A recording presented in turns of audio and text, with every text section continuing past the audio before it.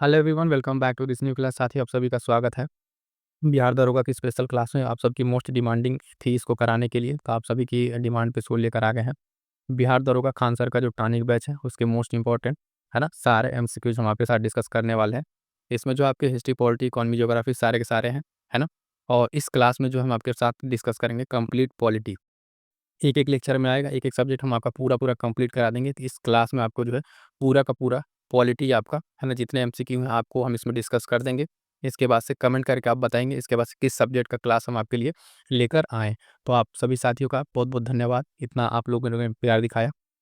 और इसको हम आपके साथ डिस्कस कर लें, मोस्ट इंपॉर्टेंट सारे क्वेश्चन डिस्कस कर लेंगे। और बता दें, जो साथी अभी तक महामैराथन क्लास नहीं देखे हैं, अभी ये जो क्लास आप देख रहे हैं, इस क्लास को एक बार जरूर देख लीजिएगा साथियों प्लीज़। इसको आपके लिए इतना इंपॉर्टेंट है कि यहाँ से आपके परीक्षा में सीधे सीधे प्रश्न देखने को मिलेंगे। नहीं देख पा रहे हैं, जल्दी से जल्दी उसको सुन लीजिएगा। एक बार सुन लेंगे तब भी क्वेश्चन वहाँ से आपको मिल जाएँगे। और जिनको वो नोट्स लेना है, वो नोट्स के लिए क्या करेंगे, आप दिए गए व्हाट्सएप नंबर पर संपर्क कर लेंगे। तो आइएगा स्टार्ट करते हैं आज के अपने पॉलिटी के सेशन को। और ज़्यादा से ज़्यादा हमारे साथी इस क्लास को अपने शेयर कर लेंगे, है ना। और जो भी फीडबैक है आप कमेंट करके ज़रूर बता दीजिएगा। आइएगा स्टार्ट करेंगे आज की अपनी क्लास को। तो आइएगा साथियों, यहाँ से हम लोग स्टार्ट करने वाले हैं राजनीति शास्त्र विभाग। आपका पॉलिटिक्स के मोस्ट इंपॉर्टेंट कुछ क्वेश्चंस को देखेंगे। तो पहला पॉइंट कह रहा है कि निम्नलिखित जो क्वेश्चन है सुमेलित करना है। तो बताना क्या क्या इसमें। कोलकाता में सुप्रीम कोर्ट की स्थापना कब होती है? तो आपके 1773 के रेगुलेटिंग एक्ट के तहत ये होती है। और जो है स्थापना अगर केवल डेट पूछे तो 1774 में होता है, लेकिन एक्ट की बात करें तो 1773 में ये होता है। अब यहाँ पे 2-3 पॉइंट है, ध्यान से देख लीजिएगा। द्वैध शासन से रिलेटेड, ठीक है, ये सारे पॉइंट द्वैध शासन से रिलेटेड हैं। जैसे कि कह रहा है द्वैध शासन का प्रारंभ कब हुआ, तो इसको जानिएगा। द्वैध शासन था क्या भारत में? 1764 का जो आपका युद्ध हुआ, ठीक है, बक्सर का, उसके बाद से जो है 1765 में यहाँ पर ये द्वैध शासन प्रारंभ होता है, ठीक है। रॉबर्ट क्लाइव के द्वारा इसको स्टार्ट किया जाता है। द्वैध शासन के अंत की बात करेंगे अगर, तो वो जो बंगाल में स्टार्ट किया गया था उसका अंत आपका 1772 में, ठीक है, वारेन हेस्टिंग के द्वारा कर दिया गया। किसके द्वारा? वारेन हेस्टिंग के द्वारा कर दिया गया। तो ये 2 पॉइंट है कि आपका द्वैध शासन स्टार्ट कब हुआ और इसका शासन का जो है अंत कब हुआ। अब बात करेंगे द्वैध शासन राज्यों में कब लगा, सेंटर में कब गया, उसके बारे में। तो उसके रिलेटेड अगला जो पॉइंट है उसको ध्यान दीजिएगा कि जो राज्यों में द्वैध शासन है, राज्यों में द्वैध शासन कब लगा, ठीक है। और उसके बाद से कह रहा है कि राज्य में द्वैध शासन का अंत है। तो राज्यों में जो द्वैध शासन है ये लगा आपका 1919 में। और इसका अंत कब होता है? 1935 में। कब होता है? 1935 में। और जब राज्यों का द्वैध शासन आपका अंत होता है इसका 1935 में, उसी के साथ साथ केंद्र में भी द्वैध शासन लगा दिया जाता है। क्या लगाते हैं? केंद्र में। तो ये चारों पॉइंट आपको अच्छे से क्लियर हो जाने चाहिए, कन्फ्यूज ना होइएगा, ठीक है। डेट में स्टार्टिंग का क्या है, द्वैध शासन का प्रारंभ 1700 आपका कितना 65 बताया हमने, वो बंगाल वाला रॉबर्ट क्लाइव के द्वारा लगाया गया। अंत किया गया 1772 में, ठीक है, किसके द्वारा? वॉरेन हेस्टिंग के द्वारा। और राज्यों में जो द्वैध शासन लगा ये आपका कब लगा? राज्यों में जो द्वैध शासन है आपका 1919 में लगा। कब? 1919 में लगा, ठीक है, राज्यों में लग गया। इसका अंत होता है 1935 में। और अंत होने के साथ साथ 1935 में ही केंद्र में लग जाता है। इतने सारे पॉइंट्स क्लियर है। अब आइएगा आगे बढ़ते हैं। अगला पॉइंट क्या कह रहा है कि शिक्षा पर जो है 1 लाख खर्च करने की बात कब की गई थी? तो शिक्षा पर 1 लाख खर्च करने की बात जो है 1813 में की गई थी। कब की गई थी? 1813 में की गई थी। उसके साथ-साथ कंपनी का जो एकाधिकार है वो समाप्त किया गया 1833 में। कब किया गया साथियों? 1833 में। थोड़ा-सा समझ लीजिएगा यहाँ पर बात क्या है। कंपनी के एकाधिकार की अगर बात करें तो 1813 में समाप्त किया गया, लेकिन पूर्ण तरीके से नहीं। चाय और चीन के साथ एकाधिकार इसका बना हुआ था, ठीक है, तो वो चीज़ पूछे तो 1813 आंसर होगा। लेकिन अगर पूर्ण रूप से अगर बात करेंगे, चाय और चीन के साथ भी समाप्त कर दिया गया। तो कंपनी के एकाधिकार पूर्ण रूप से समाप्त कब हुआ? 1833 में। और शिक्षा पर 1 लाख खर्च करने की बात कब हुई? 1813 में।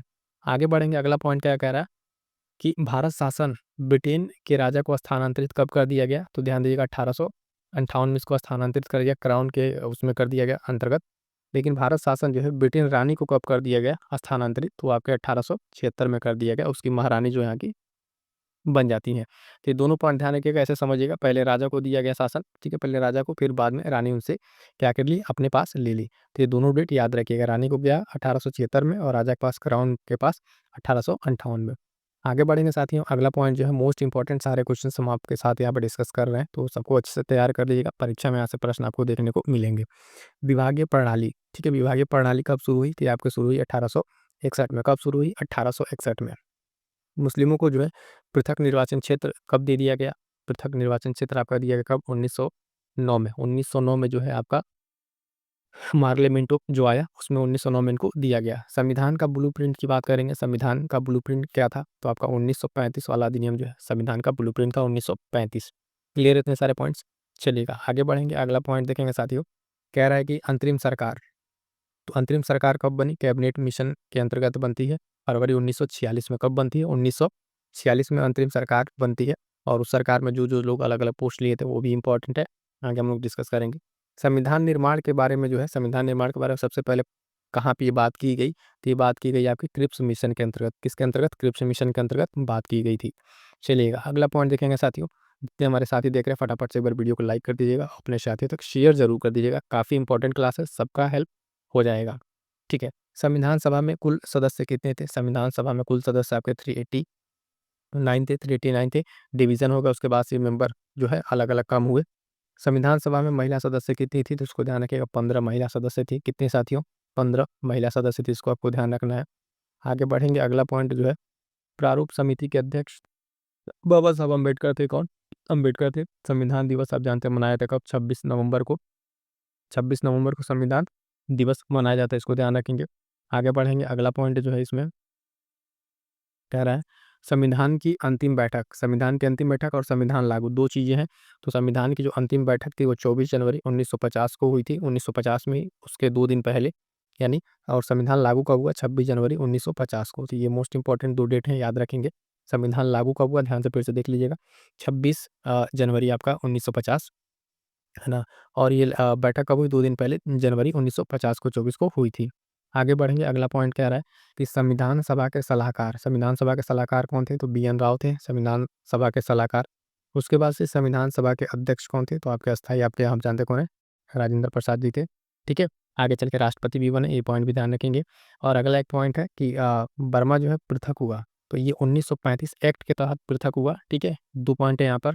और अलग कब हुआ? 1937 में। कब? 1937 में अलग हुआ, लेकिन यहाँ पे एक्ट की बात की गई, जो पॉइंट ऑफ व्यू यहाँ पे रखा गया है कि किस एक्ट के तहत बर्मा जो है भारत से अलग हुआ। तो ध्यान दीजिएगा, 1935 के एक्ट के तहत बाहर हुआ। कब बाहर हुआ? तो 1937 में ये बाहर हुआ। ये दोनों डेट आपको ध्यान में रखना है। आगे बढ़ेंगे साथियों, अगला जो प्रश्न है वो क्या कह रहा है, ध्यान से देखिएगा। कह रहा है निम्नलिखित में से कौन सा असत्य है? ठीक है, प्रश्न संख्या 2 में कह रहा है निम्नलिखित में से कौन सा असत्य है? तो ध्यान दीजिएगा, पहला कह रहा है नागरिकता, मंत्रिमंडल, सामूहिक उत्तरदायित्व और संसदीय व्यवस्था, राष्ट्रपति का पद, ये सब ब्रिटेन से लिया गया है। कहाँ से? ब्रिटेन से लिया गया है। ठीक है, दूसरा कह रहा है मूल अधिकार, महाभियोग और सर्वोच्च न्यायालय जो है, ठीक है, न्यायिक पुनरावलोकन उपराष्ट्रपति सब अमेरिका से लिया गया है। नीति निदेशक तो आयरलैंड से, जबकि राज्यपाल तथा अवशिष्ट सूची कनाडा से लिया गया है। संशोधन प्रक्रिया जो संविधान की वो कहाँ से? दक्षिण अफ्रीका से, जबकि आपातकाल जर्मनी से लिया गया है। उसके बाद से पांचवा पॉइंट कह रहा है गणराज्य की व्यवस्था सोवियत संघ से लिया गया है, तो ये ध्यान देंगे, सोवियत संघ से ये नहीं लिया गया है। ठीक है, ये सोवियत संघ से आपका नहीं लिया गया, इसको कहाँ से लिया गया है? ये फ्रांस से लिया गया है। कहाँ से? फ्रांस से। तो आपका गलत पूछा था इसमें, एक ही पॉइंट में सारे पॉइंट आपके आ गए जो आपके संवैधानिक विशेषताएं हैं। तो ये सारे के सारे 4 ऊपर के सही, असत्य पूछा था, तो पांचवा आपका यहाँ पर गलत हो रहा है। गणराज्य आपका सोवियत संघ से नहीं लिया गया, कहाँ से? फ्रांस से लिया गया, पॉइंट ध्यान रखेंगे। ठीक है, आगे बढ़ेंगे, अगला पॉइंट क्या कह रहा है, अगला प्रश्न देखिए। कह रहा है निम्नलिखित को सुमेलित कीजिए, राष्ट्रीय गान, राष्ट्रीय गीत, राष्ट्रीय चिन्ह और राष्ट्रीय ध्वज। तो ध्यान देंगे, राष्ट्रीय गान आपका क्या होगा? जनगण मनगढ़, 24 जनवरी 1950 को इसको एक्सेप्ट किया गया। राष्ट्रीय गीत आपका वंदे मातरम, ये भी जो है 24 जनवरी 1950 को इसको एक्सेप्ट किया गया। राष्ट्रीय चिन्ह जो है अशोक स्तंभ, 26 जनवरी 1950 को इसको एक्सेप्ट किया गया। और राष्ट्रीय ध्वज जो है ये पहले कर लिया गया था, तिरंगा जो था 22 जुलाई 1947। सबसे ज़्यादा इसमें इंपॉर्टेंट है ये राष्ट्रीय ध्वज वाला, ये ध्यान दीजिएगा। 1947 में ही जो है, 1947 में ही इसको एक्सेप्ट कर लिया गया था, तो ये चीज़ ध्यान रखेंगे। राष्ट्रीय ध्वज मोस्ट इंपॉर्टेंट, मैं बार बार कह रहा हूँ। तिरंगा जो है 22 जुलाई 1947 याद रखेंगे। आगे बढ़ेंगे, अगला पॉइंट क्या कह रहा है, अगला पॉइंट क्या कह रहा है साथियों, प्रस्तावना से संबंधित निम्न कथनों में असत्य है। तो प्रस्तावना की भाषा ऑस्ट्रेलिया से ली गई है, ठीक है, ये बात बिल्कुल सही है। प्रस्तावना में बंधुत्व शब्द फ्रांस की क्रांति से लिया गया, भी सही है। प्रस्तावना को सुप्रीम कोर्ट जो है संविधान की आत्मा कहता है, ये भी सही है। ठीक है, ये भी ठीक है, प्रस्तावना कहता है। प्रस्तावना को संविधान की कुंजी भी कहा जाता है। और 42वां संविधान संशोधन द्वारा प्रस्तावना में समाजवादी, पंथ निरपेक्ष और एकता, अखंडता ये सब शब्द जोड़े गए। ठीक है, हमसे पूछा क्या असत्य, तो ये पांचों तो स्टेटमेंट यहाँ पर सही है। एक और स्टेटमेंट है, उसको भी देख लेते हैं, एक और स्टेटमेंट कौन सा है, तो ध्यान दीजिएगा। छठवां स्टेटमेंट कह रहा है प्रस्तावना से रिलेटेड केशवानंद मामले में सुप्रीम कोर्ट प्रस्तावना को संविधान का अंग नहीं माना और बेरोबारी विवाद ने प्रस्तावना को अंग मान लिया। तो यहाँ पे चीज़ें उल्टा है, तो यही गलत हो जाएगा। बेसिकली हुआ क्या था कि सुप्रीम कोर्ट जो है प्रस्तावना को संविधान का अंग माना, किसमें, केसवन केस में, ठीक है, और बेरोबारी में इसको अंग नहीं माना था। ठीक है, तो ये क्या हो जाएगा, छठवां आपका गलत हो जाएगा। बाकी पांच जो आपको बताएं वो आपके सही है। आगे बढ़ेंगे, अगला पॉइंट देखिएगा, कह रहा है कि निम्नलिखित को सुमेलित कीजिए। निम्नलिखित को सुमेलित कीजिए, ध्यान दीजिएगा। अनुसूची 2 इसमें क्या बात की गई, वेतन की बात की गई है। अनुसूची 4 में क्या बात की गई है, तो राज्यसभा के सीटों के बारे में बात की गई है। उसके बाद से अनुसूची 5 इसमें जो है एससी एसटी और अनुसूचित क्षेत्रों का प्रशासन की बात की गई है। अनुसूची 6 में क्या है, तो असम, मेघालय और त्रिपुरा मिजोरम के बारे में बातें की गई हैं, इसको ध्यान रखेंगे। आगे बढ़ेंगे, अगला पॉइंट क्या कह रहा है, अनुसूची 8 में क्या है, तो अनुसूची 8 में भाषा की बात की गई है। अनुसूची 9 में क्या है साथियों, तो भूमि सुधार और जमींदारी उन्मूलन है, इसके बारे में बात की गई है, इस पॉइंट को ध्यान रखेंगे। अनुसूची 10 में क्या है, तो दल बदल के बारे में बताया गया है। अनुसूची 11 पंचायतों से रिलेटेड है। अनुसूची 12 क्या है, तो नगर पालिका से रिलेटेड है। और संघ सूची के बारे में जो है जनगणना और सुरक्षा बैंक किसमें आपके जो है ये संघ सूची में, यानी केंद्रीय सूची आप कह लें एक तरीके से, उसमें है। आगे बढ़ेंगे, अगला पॉइंट जो कह रहा है कि राज्य सूची, तो राज्य सूची और समवर्ती सूची। राज्य सूची में क्या है आपका, पुलिस है, कृषि, पंचायत है। और समवर्ती सूची में क्या है आपका, शिक्षा, जनसंख्या नियंत्रण, नियोजन, मजदूरी संघ, ये सब क्या है, तो आपका किस में है, ये समवर्ती सूची में है। उसके बाद से आगे बढ़ेंगे साथियों, तो अगला पॉइंट क्या कह रहा है, अगला पॉइंट ध्यान रखेंगे कि अवशिष्ट सूची, तो इसमें क्या है, साइबर, अंतरिक्ष, ये सब चीज़ें क्या है अवशिष्ट सूची में। और अनुसूची 3 में क्या है, तो शपथ के बारे में बताया गया है। कि कुल मिला के आपके सारे के सारे जो महत्वपूर्ण अनुसूचियाँ थी, ठीक है, ये सब आपके यहाँ पे कवर हो जाती हैं एक ही प्रश्न के अंतर्गत में। ठीक है, इसको अच्छे से फिर से रिवाइज कर लीजिएगा। आगे बढ़ेंगे, अगला पॉइंट क्या कह रहा है, कह रहा है निम्नलिखित में से असत्य है। अगले क्वेश्चन में कह रहा है निम्नलिखित में से कौन सा असत्य है, तो ध्यान दीजिएगा। प्रथम भाषाई आयोग एस के धर के उसमें बना था, ठीक है, ये भी सही है। 1900 कब बना था, 1948 में बना था, इसको ध्यान रखेंगे। प्रथम भाषाई राज्य कब बना, आंध्र प्रदेश बना, ठीक है, ये भी सही है। भाषाई राज्यों को मान्यता मिली फजल अली आयोग 1956 में, इनकी रिकमेंडेशन आती है। 1900 आपके 53 में इसका गठन होता है फजल अली आयोग का। पंजाब का गठन शाह आयोग, बिल्कुल सही है। सिक्किम का विलय जो है आपका, सिक्किम का सिक्किम का विलय की बात करेंगे तो 16 मई 1975 को होता है, ये भी सही है। सिक्किम सह राज्य कब बना था, तो ये 35वां संविधान संशोधन से बना था, ठीक है, ये भी सही है। तो गलत क्या है, तो इसमें राज्यों का पुनर्गठन कह रहा है विधानमंडल की अनुमति से, बिल्कुल नहीं। संसद जब चाहे जहाँ चाहे उस तरीके से ये कर सकती है, ये अधिकार किसको है, तो संसद को है। पुनर्गठन का अधिकार किसको है, तो संसद को है। तो इसमें असत्य पूछा गया था, तो सातवां आपका असत्य हो जाएगा। बाकी ये 6 पॉइंट आपके क्या है, सही है। आगे बढ़ेंगे, अगला पॉइंट क्या है कि निम्नलिखित में असत्य है, तो निम्नलिखित में क्या असत्य है, ध्यान दीजिए। कह रहा है नागरिकता कानून, संसद, बिल्कुल सही है। नागरिकता का समापन, अनुच्छेद 9 सही है। पंजीकरण 7 वर्ष, ठीक है। देशी खड़ी 11 वर्ष, सही है।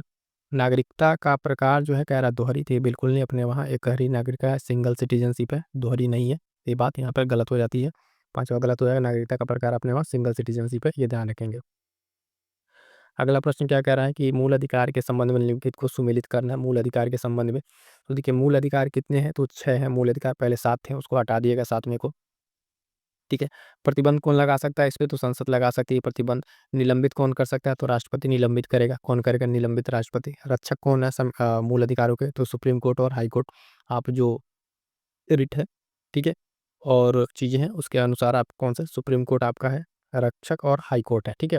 ये दोनों आप ध्यान रखेंगे। रक्षक मूल अधिकार, बात है आपकी किसकी हो रही है, मूल अधिकारों को हो रही है, तो इसको ध्यान रखेंगे, ठीक है। निलंबित सिर्फ राष्ट्रपति कर सकता है, प्रतिबंध उस पर संसद लगाएगा। आगे बढ़ेंगे, अगला कुछ पॉइंट देखेंगे साथियों। तो रक्षक तो होगा ना, अस्पृश्यता जो है ये आपके अनुच्छेद 17 में आता है, किसमें, आर्टिकल 17 में आता है। निजता का अधिकार की बात करेंगे तो आपके अनुच्छेद 21 में, राइट टू प्राइवेसी।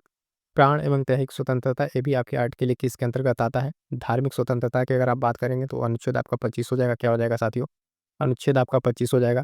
अल्पसंख्यक की रक्षा की बात करें तो ये आपका अनुच्छेद 29 में हो जाएगा, ठीक है। अल्पसंख्यक हितों की रक्षा की बात करें, बच्चों बच्चों का संरक्षण आपका अनुच्छेद 24 में, किसमें, अनुच्छेद 24 में आ जाएगा। आगे बढ़ेंगे, अगला पॉइंट क्या कह रहा है कानून की समानता तो अनुच्छेद आपका ये 14 नंबर में आ जाएगा 14। ठीक है, संविधान की आत्मा, ठीक है, संविधान की आत्मा अनुच्छेद 32 किसने कहा था? तो डॉक्टर बी आर अम्बेडकर ने इसको कहा था, अनुच्छेद 32 को संविधान की आत्मा कहा था। ठीक है, तो ये सारे के सारे पॉइंट्स आपके क्या है, मूल अधिकार से रिलेटेड जो है मोस्ट इंपॉर्टेंट चीज़ें आपके यहाँ पे कवर हो जाती हैं। अगला पॉइंट क्या कह रहा है कि निम्नलिखित में कौन मूल अधिकार नहीं है? हमसे क्या पूछा है? नहीं है। तो देखें, मूल अधिकार की अगर हम बात करें, मूल अधिकार कितने हैं? तो अभी बताया 6 प्रकार के हैं। तो उसमें हड़ताल करना ये भी मूल अधिकार नहीं है, चक्का जाम करना ये भी मूल अधिकार नहीं है। आगे बढ़ेंगे तो कह रहा है वोट देने का अधिकार, ठीक है, ये भी मूल अधिकार नहीं, आवास का अधिकार ये भी नहीं, रोजगार का अधिकार ये भी नहीं। तो उपरोक्त सभी जो है पूछा था हमसे कौन सा मूल अधिकार नहीं है, तो उपरोक्त सभी इसमें आंसर हो जाएगा। अगला प्रश्न, जितने हमारे साथी देख रहे हैं फटाफट से एक बार वीडियो को लाइक कर दे और अपने साथियों तक शेयर कर दीजिएगा। इस बार अच्छे से तैयारी कीजिए, एग्जाम आपका क्वालिफाई होने जा रहा है। अगला प्रश्न है प्रश्न संख्या 10, निम्नलिखित को सुमेलित कीजिए, निम्नलिखित को सुमेलित कीजिए। लोक कल्याण, लोक कल्याण की बात कहाँ की गई है? लोक कल्याण की अगर हम बात करेंगे तो ये आपका बात की गई है अनुच्छेद 38 में, है ना। स्त्री पुरुष को समान वेतन की बात कहाँ की गई है? अनुच्छेद 39 में। पंचायतों का गठन आपका अनुच्छेद 40 में आ जाता है, किसमें? अनुच्छेद 40 में आता है। जो प्रसूति सहायता है ये आपकी अनुच्छेद 42 में, किसमें? अनुच्छेद 42 में आ जाता है। ध्यान रखेंगे इसमें जो लीव वगैरह है ना, प्रसव पूर्व और उसके बाद की जो छुट्टी है उस सब इसमें किसमें? अनुच्छेद 42 में। आगे बढ़ेंगे, अगला पॉइंट कह रहा है कि ये हो गया समान सिविल संहिता, तो आप जानते हैं अनुच्छेद 44, ठीक है, 44 में ये समान सिविल कोड की बात की गई है। शराब पर प्रतिबंध की बात करें तो अनुच्छेद 47 में लगाया गया है। SC ST के बारे में जो बातें की गई है, ठीक है, SC ST के बारे में ये आपका किसमें? अनुच्छेद 46 में, किसमें? 46 में। और उसके बाद जो है पशु बलि पर प्रतिबंध, पशु बलि पर प्रतिबंध जो है आपका अनुच्छेद 48 में है, 48 में है पशु बलि पर प्रतिबंध। और 48 का ये याद रखिएगा कॉज इसको कहते हैं। इसमें पर्यावरण की बात की गई है, किसकी? पर्यावरण की बात की गई है, मोस्ट इंपॉर्टेंट ये भी एक आर्टिकल है, इसको ध्यान रखेंगे। ठीक है, आगे बढ़ेंगे, अगला पॉइंट क्या कह रहा है? कार्यपालिका का न्यायपालिका से पृथकीकरण और अंतर्राष्ट्रीय शांति। तो जो कार्यपालिका का न्यायपालिका पृथक है ये किसने? अनुच्छेद 50 में बताया गया है। और अंतर्राष्ट्रीय शांति समझौते लागू करने वाला अनुच्छेद आपके 51 है। मोस्ट इंपॉर्टेंट ये दोनों है, ध्यान रखेंगे। ठीक है, और एक कौन हमने अभी आपको बताया, 48 को आपको बताया ये प्रतिबंध वाला, और 48 से भी आप ध्यान रखेंगे। आगे बढ़ेंगे, अगला पॉइंट क्या कह रहा है? ध्यान दीजिएगा। मूल कह रहा है मूल कर्तव्य से संबंधित असत्य कथन है। ठीक है, मूल कर्तव्य से संबंधित असत्य कथन है। तो मूल कर्तव्य, ठीक है, मूल कर्तव्य सबसे पहले जानिए ये भाग किसमें है? भाग आपके 4 में आता है। ठीक है, 51 को में जो है आपके क्या है? मूल कर्तव्यों के बारे में बताया गया है। कह रहा है मूल कर्तव्य जो संविधान में जो है मूल संविधान की संख्या शून्य थी, बिल्कुल सही है। और ये किसकी समिति पर लागू किया गया था? तो वो एक समिति थी, स्वर्ण सिंह की समिति। ठीक है, स्वर्ण सिंह समिति नाम याद रखिए, इनके रिकमेंडेशन पे लागू हुआ था। तो मूल संविधान में इसकी संख्या 0 थी, बात बिल्कुल सही है। 42वें संविधान संशोधन द्वारा 10 मूल कर्तव्य जोड़े गए, ये भी बिल्कुल सही है। कह रहा है 46वां संविधान संशोधन जो है शिक्षा दिलाना कर्तव्य बना दिया गया, बिल्कुल नहीं, तीसरा एकदम गलत है आपका। ठीक है, तीसरा क्या है आपका यहाँ पर? गलत है। इसमें क्या चीज़ें हैं तो इसको ध्यान रखिएगा। ये 86वां संविधान संशोधन था। कौन सा? 86 नंबर का संविधान संशोधन था। और एक ऐसा संविधान संशोधन था जिसमें डीपीएसपी, ठीक है, फंडामेंटल राइट, ठीक है, और फंडामेंटल ड्यूटी तीनों में एक साथ संशोधन किया गया था। और वर्तमान में मूल कर्तव्य आपके क्या रहे हैं? बिल्कुल सही है। पर्यावरण की रक्षा करना हमारा मूल कर्तव्य, ये भी सही है। राष्ट्रीय ध्वज का सम्मान करना हमारा मूल कर्तव्य है ना। शोषण के विरुद्ध अधिकार का कमजोर से रक्षा करना, ठीक है, शोषण के विरुद्ध जो है अधिकार का कमजोर से रक्षा हमारा मूल कर्तव्य है। काम पुलिसिंग का है, इसमें आप उतना ज़्यादा कुछ नहीं कर सकते। ठीक है, इस शोषण के विरुद्ध के उसमें कमजोर की सहायता आप कर सकते हैं। बाकी चीज़ों का ध्यान क्या है? पुलिस उसको मेंटेन करेगी। मूल कर्तव्य ध्यान रखिए क्या है? दंडनीय नहीं है। क्या है? दंडनीय नहीं है। इसको इन्फोर्सेबल नहीं किया गया है। अगर नहीं करते हैं तो मतलब आपको इसके लिए कोई सजा का प्रावधान नहीं है। आगे बढ़ेंगे साथियों, अगला प्रश्न क्या कह रहा है? अगला प्रश्न ध्यान दीजिएगा, प्रश्न संख्या 12 का है, राष्ट्रपति की निर्वाचन प्रणाली में शामिल किया जाता है। राष्ट्रपति की निर्वाचन प्रणाली में किसको शामिल किया जाता है? तो लोकसभा, राज्यसभा, विधानसभा, उपरोक्त सभी। तो यहाँ पे ऑप्शन डी से तो उपरोक्त सभी, लेकिन एक चीज़ यहाँ ध्यान रखिएगा, निर्वाचन प्रणाली में जो लोकसभा के सिर्फ निर्वाचित, ये आप शब्द याद रखिएगा, निर्वाचित सदस्य, ठीक है, मनोनीत नहीं। तो लोकसभा के निर्वाचित, राज्यसभा के निर्वाचित और विधानसभा के निर्वाचित सब शब्द यहाँ ध्यान रखेंगे। निर्वाचित सदस्य जो है भाग लेते हैं, तो तीनों के तीनों यहाँ पे सही उत्तर हो जाएगा। अगला प्रश्न क्या है? 13 नंबर, राष्ट्रपति के रिक्त पद को कितने दिन में भरा जाता है? तो इसको ध्यान रखें, इसका सही उत्तर हो जाएगा ऑप्शन सी जो है 6 महीने के अंदर इसको भरा जाता है। ऑप्शन सी सही उत्तर यहाँ पर क्या हो जाएगा? हो जाएगा ऑप्शन सी सही उत्तर यहाँ पे हो जाएगा। आगे बढ़ेंगे, अगला प्रश्न क्या कह रहा है साथी, फटाफट से रिवीजन करते चलिए। मोस्ट इंपॉर्टेंट सारे प्रश्न आपके यहाँ पे पॉलिटी के इस वाले सेशन में आपके कंप्लीट हो जाएंगे। अगला प्रश्न क्या कर रहा है, राष्ट्रपति के रिक्त पद को भरने के लिए नया राष्ट्रपति कितने वर्ष तक रहता है। तो इसको ध्यान रखिए कि जो नया राष्ट्रपति आएगा वो अपने पूरे 5 वर्ष के लिए आएगा। ठीक है, 20 सही उत्तर यहाँ पर हो जाएगा। अगला प्रश्न 15 नंबर, राष्ट्रपति की जमानत राशि जो है जब्त कर ली जाती है जब वो उसे कुल मत का कितना भाग न मिले। तो 1/6 अगर नहीं मिलेगा उन्हें, ठीक है, कुल मत का 1/6 नहीं मिलेगा तो क्या होगा, उनकी जो जमानत राशि जब्त कर ली जाएगी। अगला प्रश्न क्या कह रहा है कि राष्ट्रपति के लिए, ठीक है, राष्ट्रपति के लिए प्रस्तावक, ठीक है, क्या कह रहा है, राष्ट्रपति के लिए प्रस्तावक और अनुमोदकों की संख्या होती है तो ये आपके कितनी होती है, 50-50 होती है। कितनी, ऑप्शन ए सही उत्तर हो जाएगा, क्या हो जाएगा, 50-50 होती है। आगे बढ़ेंगे, अगला पॉइंट क्या कह रहा है, राष्ट्रपति को शपथ दिलाते हैं तो राष्ट्रपति का शपथ दिलाने का काम किसका होता है, तो मुख्य न्यायाधीश का होता है। किसका, मुख्य न्यायाधीश का होता है। अगर मुख्य न्यायाधीश नहीं है तो उनसे वरिष्ठतम जो है न्यायाधीश ये शपथ दिलाएंगे। लेकिन यहाँ पे कौन हो जाएगा, आपका मुख्य न्यायाधीश हो जाएगा। एक चीज ध्यान रखिएगा, राष्ट्रपति जो है अपना त्याग पत्र किसको देंगे, तो ये उपराष्ट्रपति को देते हैं। ठीक है, किसको, उपराष्ट्रपति को। फिलहाल क्वेश्चन के अनुसार हमारा सी उत्तर सही हो जाएगा। अगला प्रश्न कह रहा है 18 नंबर, राष्ट्रपति की क्षमादान शक्ति की चर्चा है किस अनुच्छेद में। तो क्षमादान की शक्ति की बात करें तो ऑप्शन पी 72 में जो है राष्ट्रपति के क्षमादान की शक्ति के बारे में बात किया गया है। आई होप तो यहाँ तक आपके सारी चीज़ें क्लियर हो गई होंगी। अगला प्रश्न ध्यान दीजिएगा साथियों, 19 नंबर क्या कह रहा है, महाभियोग के बारे में निम्नलिखित कथनों में असत्य है। क्या बताना है, असत्य है। तो पहला कह रहा है किसी भी सदन से प्रारंभ हो सकता है। ठीक है, बिल्कुल सही है। इसे प्रारंभ करने के लिए 1/4 मत की आवश्यकता होती है, ये भी सही है। इसे पारित करने के लिए 2/3 मत की आवश्यकता होती है, ये भी सही है। दूसरे दिन सदन जो भेजेगा 14 दिन से पूर्व इसकी सूचना राष्ट्रपति को जो है दी जाती है, ये बात बिल्कुल सही है महाभियोग के बारे में। महाभियोग की प्रक्रिया जो है अनुच्छेद 61 में है और इसे अमेरिका से लिया गया है, बात बिल्कुल सही है। ठीक है, तो गलत क्या है, इसमें कह रहा है कि राजेंद्र प्रसाद पर महाभियोग की प्रक्रिया प्रारंभ की गई थी, ये बात बिल्कुल गलत है। डॉक्टर राजेंद्र प्रसाद पर महाभियोग की प्रक्रिया नहीं की गई है। ठीक है, तो इसमें क्या हो जाएगा, आपको महाभियोग से रिलेटेड, राष्ट्रपति का जो महाभियोग है इससे रिलेटेड सारी बातें आपको यहाँ पर देखने को मिल गई। रिवीजन हो गया आपका कि सदन में, किसी भी सदन में प्रारंभ हो जाएगा 1/4 की आवश्यकता होगी, 2/3 से आपको पारित करना पड़ेगा, 14 दिन पूर्व उसमें क्या है, आपको राष्ट्रपति को सूचना देनी पड़ेगी। किस अनुच्छेद में बात की गई है, तो 61 में बात की गई है। क्लियर है यहाँ तक, चलिएगा। अगला पॉइंट क्या कह रहा है कि प्रश्न संख्या 20, एक निर्वाचित संविधान सभा द्वारा सर्वप्रथम भारत के संविधान का निर्माण करने का प्रस्ताव किया गया था। ठीक है, ये किया गया था साइमन कमीशन द्वारा, भारत सरकार अधिनियम 1935 द्वारा, क्रिप्स मिशन द्वारा, या कैबिनेट, सॉरी अब ब्रिटिश का जो कैबिनेट डेलीगेशन है उसके द्वारा। इसका सही उत्तर क्या हो जाएगा, ऑप्शन सी क्रिप्स मिशन द्वारा। क्या हो जाएगा, ऑप्शन सी क्रिप्स मिशन इसका सही उत्तर हो जाएगा। आगे बढ़ेंगे, अगला पॉइंट है 21 नंबर क्वेश्चन, निम्नलिखित में से कौन सा सही सुमिलित नहीं है, सही सुमिलित नहीं है। देशी रियासत समझौता समिति, डॉक्टर राजेंद्र प्रसाद सही है। संघ जो है शक्ति समिति, जवाहरलाल नेहरू सही है। कार्य संचालन समिति ये आपका गलत है, एच सी मुखर्जी यहाँ पर नहीं होगा, क्या होगा, एच सी मुखर्जी नहीं होगा। नाम याद रखिएगा, की एम मुंशी, की एम मुंशी जो है कार्य संचालन समिति के ये भी क्या थे यहाँ पर अध्यक्ष थे। सर्वोच्च न्यायालय जो समिति है, एस वारदाचार्य जो है इसमें सही हो जाएगा। हमसे पूछा क्या, सुमिलित नहीं है, तो आपका सी सही उत्तर यहाँ पर हो जाएगा। नाम भी बता दिया, आपको ध्यान रखना है। आगे बढ़ेंगे, अगला प्रश्न 22 नंबर, निम्नलिखित में से कौन सा सुमेलित नहीं है। क्या है, कौन सा सुमेलित नहीं है, संविधान की संशोधन पद्धति दक्षिण अफ्रीका, बिल्कुल सही है। प्रस्तावना की भाषा ऑस्ट्रेलिया से ली गई है। ठीक है, प्रस्तावना की भाषा ऑस्ट्रेलिया से ली गई है ना। अभी हमने स्टार्टिंग में आपको बताया कि प्रस्तावना कहाँ से ली गई है, कमेंट करके जरा बताइएगा, देखिए कितने लोगों को ये चीज़ याद है। न्यायिक पुनरावलोकन का सिद्धांत जो है आपका कहाँ से, यूएसए से लिया गया है, बिल्कुल सही है। आपात का जो इमरजेंसी प्रोविजन है, उपबंध फ्रांस, ये आपका बिल्कुल गलत है। ठीक है, ये आपका गलत हो जाएगा। आपात उपबंध आपका जो है, आपात उपबंध आपका जर्मनी नाम आएगा, यहाँ पे ध्यान रखेंगे। ठीक है, अगला प्रश्न देखेंगे 23 नंबर, कह रहा है निम्नलिखित को सुमेलित करना है फिर से। तो राष्ट्रपति का निर्वाचन जो है आपका आपका 54, अनुच्छेद 54, राष्ट्रपति का कोटा आपका अनुच्छेद 55 आपका हो जाएगा। ठीक है, ये ध्यान रखेंगे, आपका राष्ट्रपति का निर्वाचन 54 आपका हो जाएगा, कोटा आपका 55 हो जाएगा।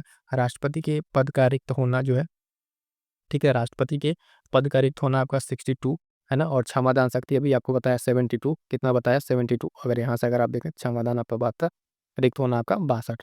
तो उसके बाद से बात करेंगे संघ की कार्यपालिका, संघ की कार्यपालिका जो है, ठीक है, कितना, संघ की कार्यपालिका यहाँ पर दो चीज़ें, संघ की कार्यपालिका का विस्तार जो है आपका, ये इसमें किसमें मिल जाएगा, आपका 73 में, और जो संघ की कार्यपालिका का हेड होता है वो आपका राष्ट्रपति, वो 53 में आपको देखने को मिलेगा, उससे कन्फ्यूज़ ना होइएगा। उसके बाद से कह रहा है कि केंद्र सरकार के कार्यों का संचालन, तो अनुच्छेद 77। आगे बढ़ेंगे, अगला पॉइंट क्या है इसमें, लोकसभा की चर्चा, ठीक है, लोकसभा की चर्चा और सत्र के आहूत और सत्रावसान की चर्चा। तो लोकसभा की चर्चा आपका अनुच्छेद 81, और सत्र के बारे में सत्रावसान की चर्चा अनुच्छेद आपका 85 यहाँ पर हो जाएगा। राष्ट्रपति का विशेष अभिभाषण जो है, इसका रिलेशन है अनुच्छेद 87 से। और राष्ट्रपति पुनर्विचार के लिए लौटा नहीं सकते, तो किसको नहीं लौटा सकते हैं, तो धन विधेयक को ये वापस लौटा नहीं सकते हैं। तो राष्ट्रपति पुनर्विचार के लिए नहीं लौटा सकते, धन विधेयक को, क्लियर हो गया। राष्ट्रपति का जो विशेष अभिभाषण है आपका अनुच्छेद 87 में आ गया, ठीक है। सत्र के आहूत सत्रावसान की चर्चा 85, और लोकसभा की जो चर्चा अनुच्छेद 81, क्लियर है। चलिएगा आगे बढ़ेंगे, अगला प्रश्न देखेंगे क्या कह रहा है, निम्नलिखित में से कौन सी भारतीय संविधान की विशेषता नहीं है, ठीक है। तो यहाँ पर जो है ऑप्शन बी, अध्यक्षात्मक जो सरकार है, ये भारत सरकार संविधान की विशेषता नहीं है। अगर अलग से पूछे संविधान की विशेषता, तो आपका संसदात्मक सरकार, स्वतंत्र न्यायपालिका, संघात्मक सरकार, तीनों क्या है, भारतीय संविधान की विशेषता है। और हमसे नहीं पूछा है, तो ऑप्शन बी यहाँ पर सही उत्तर हो जाएगा, ठीक है। जितने साथी देख रहे हैं फटाफट से एक बार वीडियो को लाइक कर दे और अपने साथी तक शेयर जरूर कर दीजिएगा। आइएगा अगला प्रश्न देखते हैं क्या कह रहा है। अगला प्रश्न ये कह रहा है कि शून्यकाल संसदीय व्यवस्था में किस देश की देन है, तो अपने प्यारे भारत की देन है। ऑप्शन सी से उत्तर हो जाएगा, फटाक से आंसर लगा के आगे बढ़ेंगे। 26 नंबर क्या कह रहा है, भारतीय संविधान के प्रथम अनुच्छेद के अनुसार भारत है। तो जो आपका अनुच्छेद 1 है वो क्या कहता है कि भारत राज्यों का संघ है, क्या है, राज्यों का संघ है, ठीक है। ये राज्यों का संघ है, यूनियन ऑफ द स्टेट है, ना कि ये राज्यों का समूह, जो कॉन्फेडरेशन या फेडरेशन, ऐसा कोई बात नहीं है, ठीक है। क्या है, भारत जो है राज्यों का संघ है, अनुच्छेद 1 में सीधे सीधे बात कही गई है।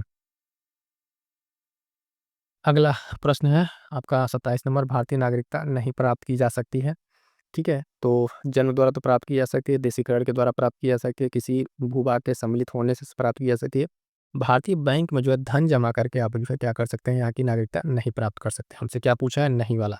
नागरिकता से रिलेटेड आप जानते हैं, भाग भाग 2 में आपके नागरिकता से रिलेटेड जो संविधान के भाग 2 में इसका उल्लेख किया गया है, ठीक है। उसके बाद से देखेंगे इसमें क्या है, नागरिकता के बारे में पूछी गई थी, तो तीनों चीज़ इसमें मिल जाती हैं। डी आपका सही उत्तर यहाँ पर हो जाएगा, नहीं के अनुसार। अगला है, कह रहा है कि सुमेलित करना है, निकाय दिया हुआ है और अनुच्छेद या उसका नेचर दिया हुआ है, किस तरीके से कौन सी चीज़ें इसमें बताई गई हैं 28 वाले में। तो फटाफट से देखते चलिए। निर्वाचन आयोग, निर्वाचन आयोग के बारे में क्या है, अनुच्छेद 324, 324 में क्या है, निर्वाचन आयोग के बारे में बताया गया है। वित्त आयोग के बारे में अनुच्छेद 280, अनुच्छेद 280 में किसके बारे में बताया गया, वित्त आयोग के बारे में बताया गया। ध्यान से सुनते चलिएगा, जो चीज़ ना है पेन पेपर में नोट करते चलिएगा। नियंत्रक और महालेखा परीक्षक सीएजी के बारे में आपके अनुच्छेद 148, किसमें, अनुच्छेद 148 में। भारत का महान्यायवादी के बारे में अनुच्छेद 76 में, किसमें, अनुच्छेद 76 में भारत का महान्यायवादी के बारे में बात की गई है। आगे बढ़ेंगे साथियों, अगला पॉइंट इसमें क्या है, कह रहा है कि राज्य का महाधिवक्ता, ये अनुच्छेद आपका 165, ठीक है, अनुच्छेद 165 में राज्य का महाधिवक्ता के बारे में बात की गई है। अगला पॉइंट है संघ लोक सेवा आयोग, जो यूपीएससी है, उसके बारे में जो है 315, अनुच्छेद 315 में ये बात की गई है। क्लियर है इतना तक। अगला पॉइंट, राष्ट्रीय विकास परिषद, फटाफट से थोड़ा सा फास्ट चलें, चीज़ों को रिवीजन कराना है, सारे क्वेश्चंस को कवर करना है, तो आपको थोड़ा सा तेज चलें, ध्यान से सुनते चलिएगा। राष्ट्रीय विकास परिषद एनडीसी, ये आपका सभी संविधानोत्तर निकाय है, 1952 में इसकी स्थापना होती है। उसके बाद से योजना आयोग, जो नीति आयोग अब हो चुका है, ये जो है संविधानोत्तर निकाय है, इसको भी ध्यान में आपको रखना है। आगे बढ़ेंगे साथियों, अगला प्रश्न है 29 नंबर, क्या करा, 1909 के इंडियन काउंसिल एक्ट में किस बात की व्यवस्था की गई थी, तो वही व्यवस्था जो मार्ले मिंटो, है ना, विभाजनकारी जो नीति उनकी थी, सांप्रदायिक प्रतिनिधित्व की बात यहाँ पर इन्होंने कर दिया था 1909 में, ठीक है। यही से जो है हम देखेंगे भारत के विभाजन की नींव जो है, या बीज के लिए बो दिया गया था 1909 में ही। अगला प्रश्न है, कह रहा 30 नंबर, संघीय कार्यपालिका की व्याख्या संविधान के किस भाग में की गई है। संघीय कार्यपालिका के बारे में बात करेंगे, तो ऑप्शन डी, ठीक है, भाग 4 या सॉरी भाग 5 है ना, ऑप्शन डी चौथा आपका सही होगा, लेकिन भाग 5 है आपका, ठीक है। भाग 2 में भी बताया नागरिकता है, भाग 3 में आपके क्या है, मूल कर्तव्य है, भाग 4 डीपीएसपी, और इसमें मूल 1 मिनट, ठीक है, यहाँ से देख लीजिएगा, भाग 3 ध्यान दीजिएगा, मूल कर्तव्य, सॉरी मूल कर्तव्य बोल दिया ना, मूल अधिकार है, भाग 3 में क्या है, मूल अधिकार है, थोड़ा तेजी में बोल दिया, सॉरी इसके लिए। हाँ, तो ध्यान दीजिएगा एक बार फिर से, भाग 2 में क्या है, आपके नागरिकता के बारे में है, भाग 3 में आपके क्या है, मूल अधिकार है, मूल अधिकार है, भाग 4 में आपका डीपीएसपी है ना, राज्य के नीति निर्देशकता तो, और इसी में 51 को 51 ए में आपके क्या है, मूल कर्तव्यों की बात की गई है। ठीक है, इसको क्लियर हो गया होगा। संघीय कार्यपालिका आपके किसमें, भाग 5 में क्लियर हो गया। चलिएगा आगे बढ़ेंगे। अगला पॉइंट देखेंगे, किस अनुच्छेद के तहत संसद को नागरिकता के संबंध में कानून बनाने का अधिकार दिया गया है। तो यहाँ पर जो है संसद को बनाने का अधिकार किसमें दिया गया है, तो ध्यान रखेंगे इसमें आपका ऑप्शन डी अनुच्छेद 11 क्या हो जाएगा, डी जो है इसमें अनुच्छेद 11 का अंतर्गत बात की गई है। अगला पॉइंट फिर से है 32 नंबर, निम्नलिखित को सुमेलित कीजिए। सुमेलित करने में क्या क्या चीज़ें हैं, तो राष्ट्रपति या उपराष्ट्रपति के निर्वाचन संबंधित विवाद है वो कहाँ पे आपको देखे जाएंगे, तो आपका सुप्रीम कोर्ट में। कहाँ पे, ये सुप्रीम कोर्ट में देखे जाएंगे।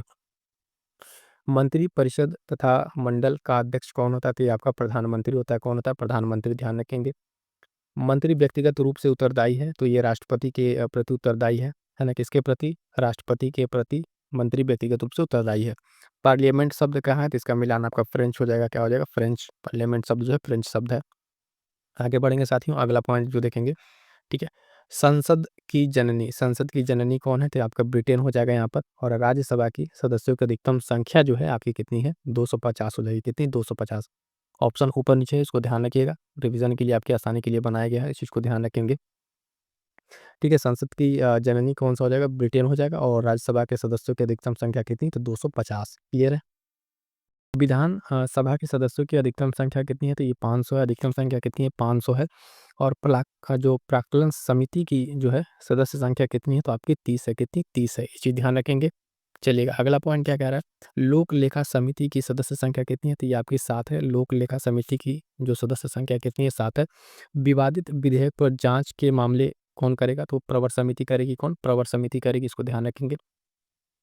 अगला पॉइंट क्या कह रहा है कि बजट द्वारा निकाले गए धन की जांच, बजट द्वारा जो निकाले गए, बजट द्वारा निकाले गए धन की जांच कौन करेगा, लोक लेखा समिति करेगी। संयुक्त अधिवेशन की अध्यक्षता कौन करेगा, तो ये लोकसभा का अध्यक्ष करेगा। संयुक्त अधिवेशन बुलाता कौन है, ठीक है, संयुक्त अधिवेशन बुलाता कौन है, तो वो राष्ट्रपति बुलाता है, लेकिन अध्यक्षता कौन करता है, तो ध्यान रखेंगे ये लोकसभा का अध्यक्ष ही करेगा। ठीक है। उसके बाद से अगला पॉइंट क्या कह रहा है कि राष्ट्रीय विकास परिषद का सदस्य, राष्ट्रीय विकास परिषद का सदस्य आपका मुख्यमंत्री, ठीक है, राज्यपाल हो जाता है। उसके बाद से क्या है कि कार्यपालिका का प्रधान, कार्यपालिका का प्रधान मतलब अगर राज्य स्तर पर है तो राज्यपाल है, ठीक है, संघ स्तर पर है तो कौन हो जाएगा, आपका राष्ट्रपति हो जाएगा। ये प्रधान होते हैं कार्यपालिका के। अगला पॉइंट क्या कह रहा है कि वोट देने का अधिकार आपका राजनीतिक अधिकार है। क्या है, राजनीतिक अधिकार है। और चुनाव आयोग क्या है, तो चुनाव आयोग एक संवैधानिक पद है। कैसे, क्या संवैधानिक है, ठीक है, संवैधानिक आपका हो जाएगा ये संवैधानिक चुनाव आयोग। अभी हमने बात किया कितने में, 324 आर्टिकल में इसके बारे में बात की गई है। अगला प्रश्न क्या कर रहा है, भारत के संविधान की उद्देशिका में कितने प्रकार के न्याय की व्यवस्था की गई है, तो ध्यान दीजिएगा 3 प्रकार के न्याय की बात की गई है। ऑप्शन बी सही उत्तर यहाँ पर हो जाएगा, ऑप्शन बी। 3 प्रकार के न्याय की बात किसमें की गई, उद्देशिका में की गई है। आगे बढ़ेंगे, अगला प्रश्न क्या कह रहा है कि मौलिक अधिकारों के बारे में सुनवाई करने का अधिकार निम्न में से किसको प्राप्त है, निम्न में से किसको प्राप्त है मौलिक अधिकारों के बारे में सुनवाई करने का अधिकार, तो कह रहा है सर्वोच्च न्यायालय, उच्च न्यायालय या संसद। ध्यान दीजिएगा दोनों को प्राप्त है। ऑप्शन डी, ए और बी दोनों हो जाएगा। सर्वोच्च न्यायालय को भी और उच्च न्यायालय दोनों को, दोनों क्या है, ये आपके मूल अधिकारों के बारे में सुनवाई कर सकते हैं। अगला प्रश्न क्या है, 35 नंबर, निम्नलिखित में से कौन सी एक याचिका अधीनस्थ न्यायालयों की कार्य पद्धति का परीक्षण करती है, तो इसका सही उत्तर हो जाएगा ऑप्शन सी, उत्प्रेषण है। ठीक है, उत्प्रेषण जो है क्या करती है, तो जो अधीनस्थ न्यायालय है उनके कार्य पद्धति का परीक्षण करती है। आगे बढ़ेंगे साथियों, देखेंगे अगला प्रश्न 36, सुमेलित कीजिए महत्वपूर्ण समितियां एवं आयोग। क्या है, महत्वपूर्ण समितियां एवं आयोग के बारे में यहाँ बात की गई है, तो ध्यान दीजिएगा। ठीक है, सरकारी आयोग, सरकारी आयोग जो है ये केंद्र राज्य संबंध से रिलेटेड है। ठीक है, 1983 में आया था, है ना। रणजीत सिंह सकारिया इसके अध्यक्ष थे। ये ध्यान रखें, केंद्र राज्य संबंध से इसका क्या है, इसका संबंध है, इसका उद्देश्य कह सकते हैं। लोक लेखा समिति क्या करती है, आपके सरकारी खर्च की जांच करती है। इसमें कितने सदस्य होते हैं, 22 सदस्य आपको देखने को मिलते हैं। अगला पॉइंट क्या कह रहा है, प्राक्कलन समिति, एस्टीमेट कमेटी, इसमें बजट अनुमानों की जांच की जाती है। 30 सदस्य इसमें होते हैं। कितने, 30 सदस्य होते हैं। बलवंत राय मेहता समिति क्या बात की, तो त्रिस्तरीय पंचायती राज के बारे में बात की। कौन, इसमें सुमेलित करने वाले में बलवंत राय मेहता समिति त्रिस्तरीय पंचायती राज के बारे में बात की है। उसके बाद से आगे बढ़ेंगे, अगला पॉइंट कह रहा है कि अशोक मेहता समिति, ठीक है, अशोक मेहता समिति, तो ये जो है द्विस्तरीय पंचायती राज के बारे में बात की। इसका ये हो जाएगा सही उत्तर यहाँ पे, है ना। शाह आयोग के बारे में बात करें तो राज्यों का पुनर्गठन, है ना, पंजाब हरियाणा के बारे में इसका संबंध है शाह आयोग का। चिलैया समिति का संबंध आप जानते हैं कर सुधार से था, किससे? कर सुधार से। और आपका जो है नरसिम्हन समिति जो है बैंकिंग क्षेत्र में सुधार से रिलेटेड है। ये 1992-93 के करीब में ये आया था। तो सारे के सारे पॉइंट्स क्लियर हो गए। इसमें क्या-क्या थे आपके? सरकारी आयोग है, केंद्र राज्य संबंध है, लोक लेखा समिति, सरकारी खर्च वाला, प्राक्कलन आपका 30 सदस्य वाला बजट के लिए, बलवंत राय त्रिस्तरीय संरचना हो गया यहाँ पर। अशोक मेहता समिति आपके द्विस्तरीय संरचना पंचायती राज में बात करता है। शाह आयोग राज्यों का पुनर्गठन पंजाब हरियाणा। चिलैया समिति टैक्स सुधार के बारे में, नरसिम्हन समिति बैंकिंग सुधार के बारे में बात करता है। क्लियर है? चलिएगा आगे बढ़ेंगे। अगला प्रश्न 37 नंबर क्या कर 37 नंबर, भारतीय संविधान का कौन सा अनुच्छेद भारत की विदेश नीति से संबंधित है? तभी स्टार्टिंग में हम लोग देखें कौन सा, 51 नंबर। ठीक है, एक मिनट, आपका 37, ठीक है, किसमें है ये? 51 आपका जो है विदेश नीति अंतर्राष्ट्रीय समझौते से संबंधित है। आगे बढ़ेंगे। अगला प्रश्न 38 नंबर क्या कह रहा है, इसको ध्यान देंगे। भारत के कल्याणकारी राज्य होने का विचार पाया जाता है संविधान की प्रस्तावना में, मौलिक अधिकारों में, राज्य के नीति निर्देशक तत्वों में, ए या सी दोनों। तो ध्यान दीजिएगा, जो कल्याणकारी राज्य होने की बात की गई है वो संविधान की प्रस्तावना और नीति निर्देशक तत्व दोनों में, यानी ऑप्शन डी यहाँ पर सही उत्तर हो जाएगा, ए और सी दोनों। अगला प्रश्न क्या करा 39 नंबर, निम्नलिखित में से राष्ट्रपति किसकी नियुक्ति करता है? तो महान्यायवादी की भी करता है, नियंत्रक एवं महालेखा परीक्षक की भी करता है, राज्यपाल, उपयुक्त सभी। डी सही उत्तर हो जाएगा। राष्ट्रपति जो है इन तीनों की जो है नियुक्ति करता है। क्या करता है? इन तीनों की नियुक्ति करता है। आगे बढ़ेंगे। अगला प्रश्न जो है फिर से वही कह रहा है, निम्नलिखित को सुमेलित करना है। तो सुमेलित करने वाले में देखिए, त्रिस्तरीय संरचना है जो बलवंत राय मेहता ने बताया। द्विस्तरीय संरचना पंचायत की जो है अशोक मेहता के द्वारा। पंचायतों को संवैधानिक दर्जा 73वें संविधान संशोधन के द्वारा दिया गया। और जो है कह रहा है मुखिया त्याग पत्र देता है किसको? तो जिला पंचायत जो पदाधिकारी है उसको जो है क्या करेगा, वो अपना त्यागपत्र देगा। तो इतनी सारी चीज़ें इसमें क्लियर है। फिर से एक बार ध्यान से देख लीजिए, त्रिस्तरीय पंचायत के बारे में बलवंत राय, द्विस्तरीय अशोक मेहता, पंचायतों को संवैधानिक दर्जा 73वें संविधान संशोधन के द्वारा, और मुखिया त्यागपत्र किसको देगा? तो पंचायत के पदाधिकारी को देगा। अगला पॉइंट क्या कह रहा है? ठीक है, अगला पॉइंट इसको ध्यान रखेंगे, पंचायत स्तर का चुनाव ये राज्य निर्वाचन आयोग कराएगा। कौन कराएगा? राज्य निर्वाचन का आयोग। पंचायती राज का उद्देश्य क्या था? सत्ता का विकेंद्रीकरण। क्या था? सत्ता का विकेंद्रीकरण इसका उद्देश्य था। तो इसका मिलान इसमें हो जाएगा आपका, सत्ता का विकेंद्रीकरण, पंचायत का चुनाव, राज्य निर्वाचन आयोग। उसके बाद से पंचायत की चर्चा की गई है तो अनुच्छेद 243 में। पंचायती समितियों की गणपूर्ति की अगर बात करें तो कितना 1/2 है, कितना 1/2 हो जाएगा। नगर पालिका की चर्चा आपके भाग 9 12वीं अनुसूची में की गई है। और SC ST के प्रशासन के बारे में आपकी बात करें तो भाग 10 अनुच्छेद 244 में इसमें की गई है। आगे बढ़ेंगे। अगला प्रश्न ध्यान दीजिएगा, भारत में राष्ट्रपति का चुनाव किया जाता है। भारत में राष्ट्रपति का चुनाव किया जाता है, किस तरीके से किया जाता है? प्रत्यक्ष निर्वाचन, आनुपातिक मत प्रणाली, या एकल संक्रमणीय मत प्रणाली, या खुला बैलेट प्रणाली। इसका सही उत्तर क्या हो जाएगा? 41 का ऑप्शन सी जो है इसका सही उत्तर हो जाएगा। ऑप्शन सी सही उत्तर हो जाएगा, एकल संक्रमणीय मत प्रणाली के द्वारा किया जाता है। अगला प्रश्न क्या है, ध्यान दीजिएगा, 42 नंबर, निम्नलिखित में से कौन सी शक्ति जो है भारतीय के राष्ट्रपति के पास वीटो शक्ति है? पूर्ण वीटो, पॉकेट, निलंबित, या सभी? तो इसका सही उत्तर क्या हो जाएगा? ऑप्शन डी सभी के सभी जो है, तीनों पूर्ण, निलंबित और पॉकेट वीटो राष्ट्रपति के पास वीटो शक्ति के रूप में देखने को मिलते हैं। अगला फिर से इंपॉर्टेंट सुमेलित करने वाला संवैधानिक पद और अधिकारी के बारे में। तो देखिएगा, कह रहा है लोकसभा का अध्यक्ष, तो ये क्या करेगा? संयुक्त अधिवेशन की अध्यक्षता करेगा। अभी हमने बताया कि इसको आहूत कौन करता है? तो राष्ट्रपति करेगा। और अध्यक्षता कौन करेगा? लोकसभा। तो भारत का मुख्य न्यायाधीश ये राष्ट्रपति को क्या करेगा? शपथ दिलाएगा। राष्ट्रपति को शपथ दिलाएगा। तो इसका राष्ट्रपति का शपथ दिलाना हो गया। राष्ट्रपति की क्षमादान शक्ति अभी हम लोग ने बात किया कितना, अनुच्छेद 72 में दिया गया है। किसमें? 72 में। राष्ट्रपति सॉरी राज्यपाल का जो है अध्यादेश शक्ति, राज्यपाल का अध्यादेश शक्ति की बात कर रहा है यहाँ पर। तो ये आपका 213, कौन सा? 213 में जो है अध्यादेश के बारे में यहाँ पे बात किया गया है। ठीक है, कमेंट करके जरा बताइएगा राष्ट्रपति की अध्यादेश पावर किस आर्टिकल में है। ठीक है, आगे बढ़ेंगे। अगला प्रश्न क्या है, राष्ट्रपति का जो है इसमें वीटो पावर ये अमेरिका से प्रेरित है। कहाँ से? अमेरिका से प्रेरित है। शून्यकाल जो है भारतीय संसद का ये नवाचार है, यानी भारत की देन है ये। तो शून्यकाल आपका भारतीय संसद हो जाएगा। महान्यायवादी ये संसद की कार्रवाई में भाग लेने का इनको सिर्फ अधिकार है। उपराष्ट्रपति आपके राज्यसभा का पदेन सभापति होता है। ठीक है, तो ये सारा का सारा मिलान आपका 43 नंबर का हो गया। अगला पॉइंट देखेंगे साथियों, निम्नलिखित में से कौन सा शब्द भारत के संविधान में उल्लेखित नहीं है? ठीक है, तो वार्षिक वित्तीय विवरण, विनियोग विधेयक, भारत की संचित निधि, ये तीनों के तीनों है। नहीं पूछा है तो आपका बजट इसमें जो है उल्लेख नहीं है। भारत के संविधान में ध्यान दीजिएगा, बजट का कहीं उल्लेख नहीं है। बजट की जगह पे वार्षिक वित्तीय विवरण का है, और बाकी ये तीनों के तीनों जो मतलब दोनों ऑप्शन है इसमें आपके संविधान में देखने को मिलेंगे। हमसे नहीं पूछा है तो आपका सी सही उत्तर यहाँ पर हो जाएगा। अगला जो है 45 नंबर, मंत्रिपरिषद के विरुद्ध अविश्वास प्रस्ताव लाने के लिए लोकसभा के सदस्यों की संख्या कितनी होनी चाहिए? तो 45 में कह रहा है अविश्वास प्रस्ताव लाने के लिए जो है आपके 50 सदस्यों की संख्या होनी चाहिए। अगला प्रश्न क्या कह रहा है 46 नंबर, ध्यान दीजिएगा। भारतीय राजनीतिक व्यवस्था में कार्यपालिका किसके अधीन रहकर कार्य करती है? तो किसके अधीन रहकर कार्य करती है? तो ये विधायिका के अधीन रहकर कार्य करती है। बी सही उत्तर आपका यहाँ पर हो जाएगा। अगला प्रश्न है लोक नीति का अभिभावक किसे कहा जाता है? तो राष्ट्रपति, संसद, नियंत्रक महालेखा परीक्षक या मंत्रिपरिषद? तो ऑप्शन सी सही उत्तर हो जाएगा, नियंत्रक एवं महापरिपरीक्षक, ठीक है, कै को यहाँ पर कहा जाता है। क्या हो जाएगा? लोक नीति का अभिभावक, आपका ऑप्शन सी सही उत्तर हो जाएगा। अगला प्रश्न है भारत में 48 में, भारत सरकार में सबसे ऊंचे पद का जो विलियन अधिकारी है वो कौन है? कह रहा है गृह सचिव, रक्षा सचिव, मंत्रिमंडल सचिव और दिल्ली का उपराज्यपाल। सही उत्तर क्या हो जाएगा? ऑप्शन सी मंत्रिमंडल सचिव, यहाँ पर जो है टॉप से टॉप क्लास का अधिकारी ये होता है। अगला प्रश्न ध्यान देंगे 49 नंबर, लोकसभा के गठन के संबंध में प्रावधान किस अनुच्छेद के तहत किया गया है?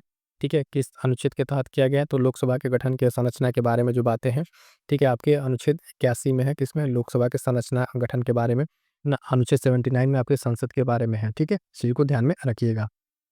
अगला प्रश्न ध्यान दीजिएगा, प्रश्न संख्या 50 क्या कह रहा है? निम्नलिखित को सुमेलित कीजिए। तो सुमेलित करने वाला है, इसमें वन बाय वन करके देखेंगे।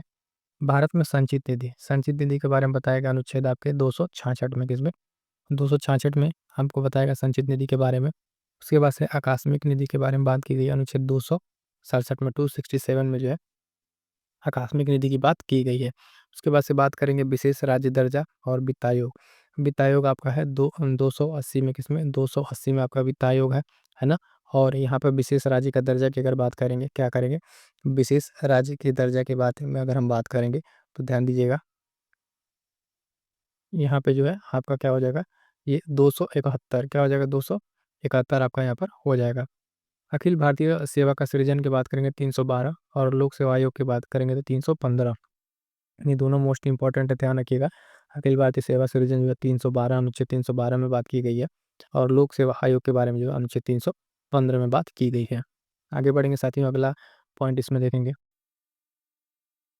तो कह रहा है कि चुनाव आयोग की चर्चा, तो अभी बताया कि 324, अनुच्छेद 324 में स्टार्टिंग में हमने एक प्रश्न में किया। लोकसभा में SC/ST के सीट का आरक्षण, तो ये आपके 330, अनुच्छेद 330 में बात की गई है। राष्ट्रपति द्वारा SC क्षेत्र घोषित, ठीक है, तो ये आपका 341 हो जाएगा, ठीक है, क्या हो जाएगा? 341। और संघ की राजभाषा की अगर बात करेंगे 343, क्या हो जाएगा? 343 यहाँ पे संघ की राजभाषा की बात करेंगे तो हो जाएगा। पॉइंट देखेंगे,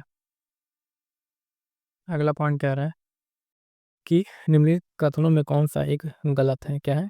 गलत है। तो गोवा को जो है 1987 में पूर्ण राज्य का दर्जा प्राप्त हुआ, बिल्कुल सही है। दीव खंबात की खाड़ी में एक टापू है, ये भी सही है। उसके बाद से कह रहा है दमन और दीव को भारतीय संविधान के 56वें संशोधन द्वारा गोवा से अलग किया गया, ये भी सही है। दादरा और नगेर जो नागर हवेली है 1954 में फ्रांसीसी औपनिवेशिक शासन के अंतर्गत थे, ये आपका गलत है। फ्रांसीसी नहीं था यहाँ पे, पुर्तगाली था। क्या था? पुर्तगाली था, इसको ध्यान में रखिएगा। तो ये 3 पॉइंट आपको ध्यान रखने, जो तीनों सही है उसको याद रखिएगा, चौथा भी आपको करेक्ट कर दिया है। अगला जो प्रश्न है 52 नंबर, ध्यान दीजिएगा। सुमेलित कीजिए महत्वपूर्ण आपातकालीन जो है, आपातकालीन जो प्रावधान है उसको। तो राष्ट्रीय आपातकाल की बात करेंगे तो अनुच्छेद कितना है आपका? 352। कितना? अनुच्छेद जो है आपका 352 है। राष्ट्रीय आपातकाल आपका जो है 356। कितना? 356। वित्तीय आपात जो है आपका कितना है? 360 है। वित्तीय आपातकाल आपका कितना है? अनुच्छेद 360 में है।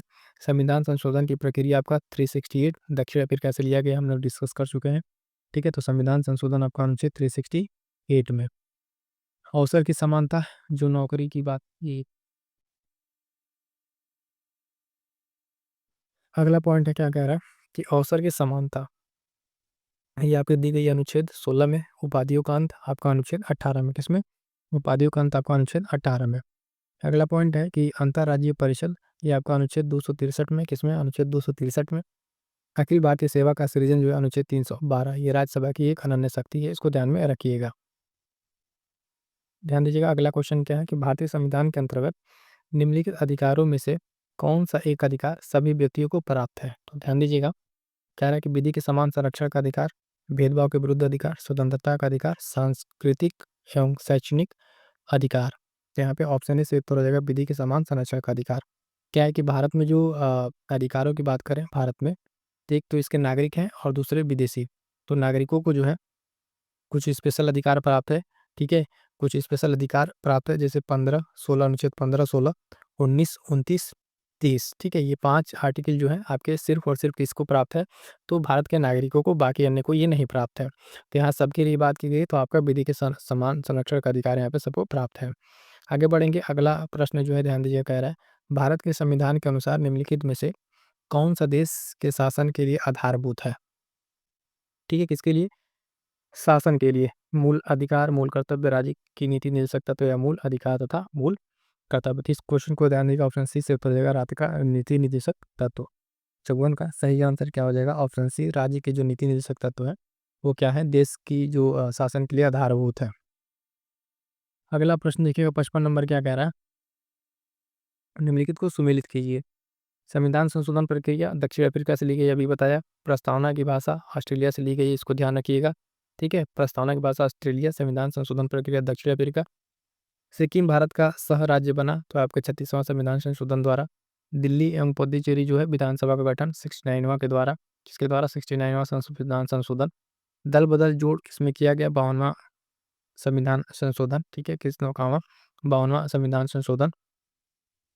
और आपका जीएसटी जो आया कितना? 101वां संविधान संशोधन। कितना? 101वां संविधान संशोधन आपका इसमें हो जाएगा, ठीक है? तो ये सारे इंपॉर्टेंट कुछ हैं, इसको ध्यान रखेंगे। अगला कह रहा है निम्न में से किसी का संरक्षण भारतीय नागरिक का मूल कर्तव्य है? कह रहा है ग्राम पंचायत, राष्ट्रीय ध्वज, अनुसूचित जाति एवं जनजाति और वन्य प्रणाली।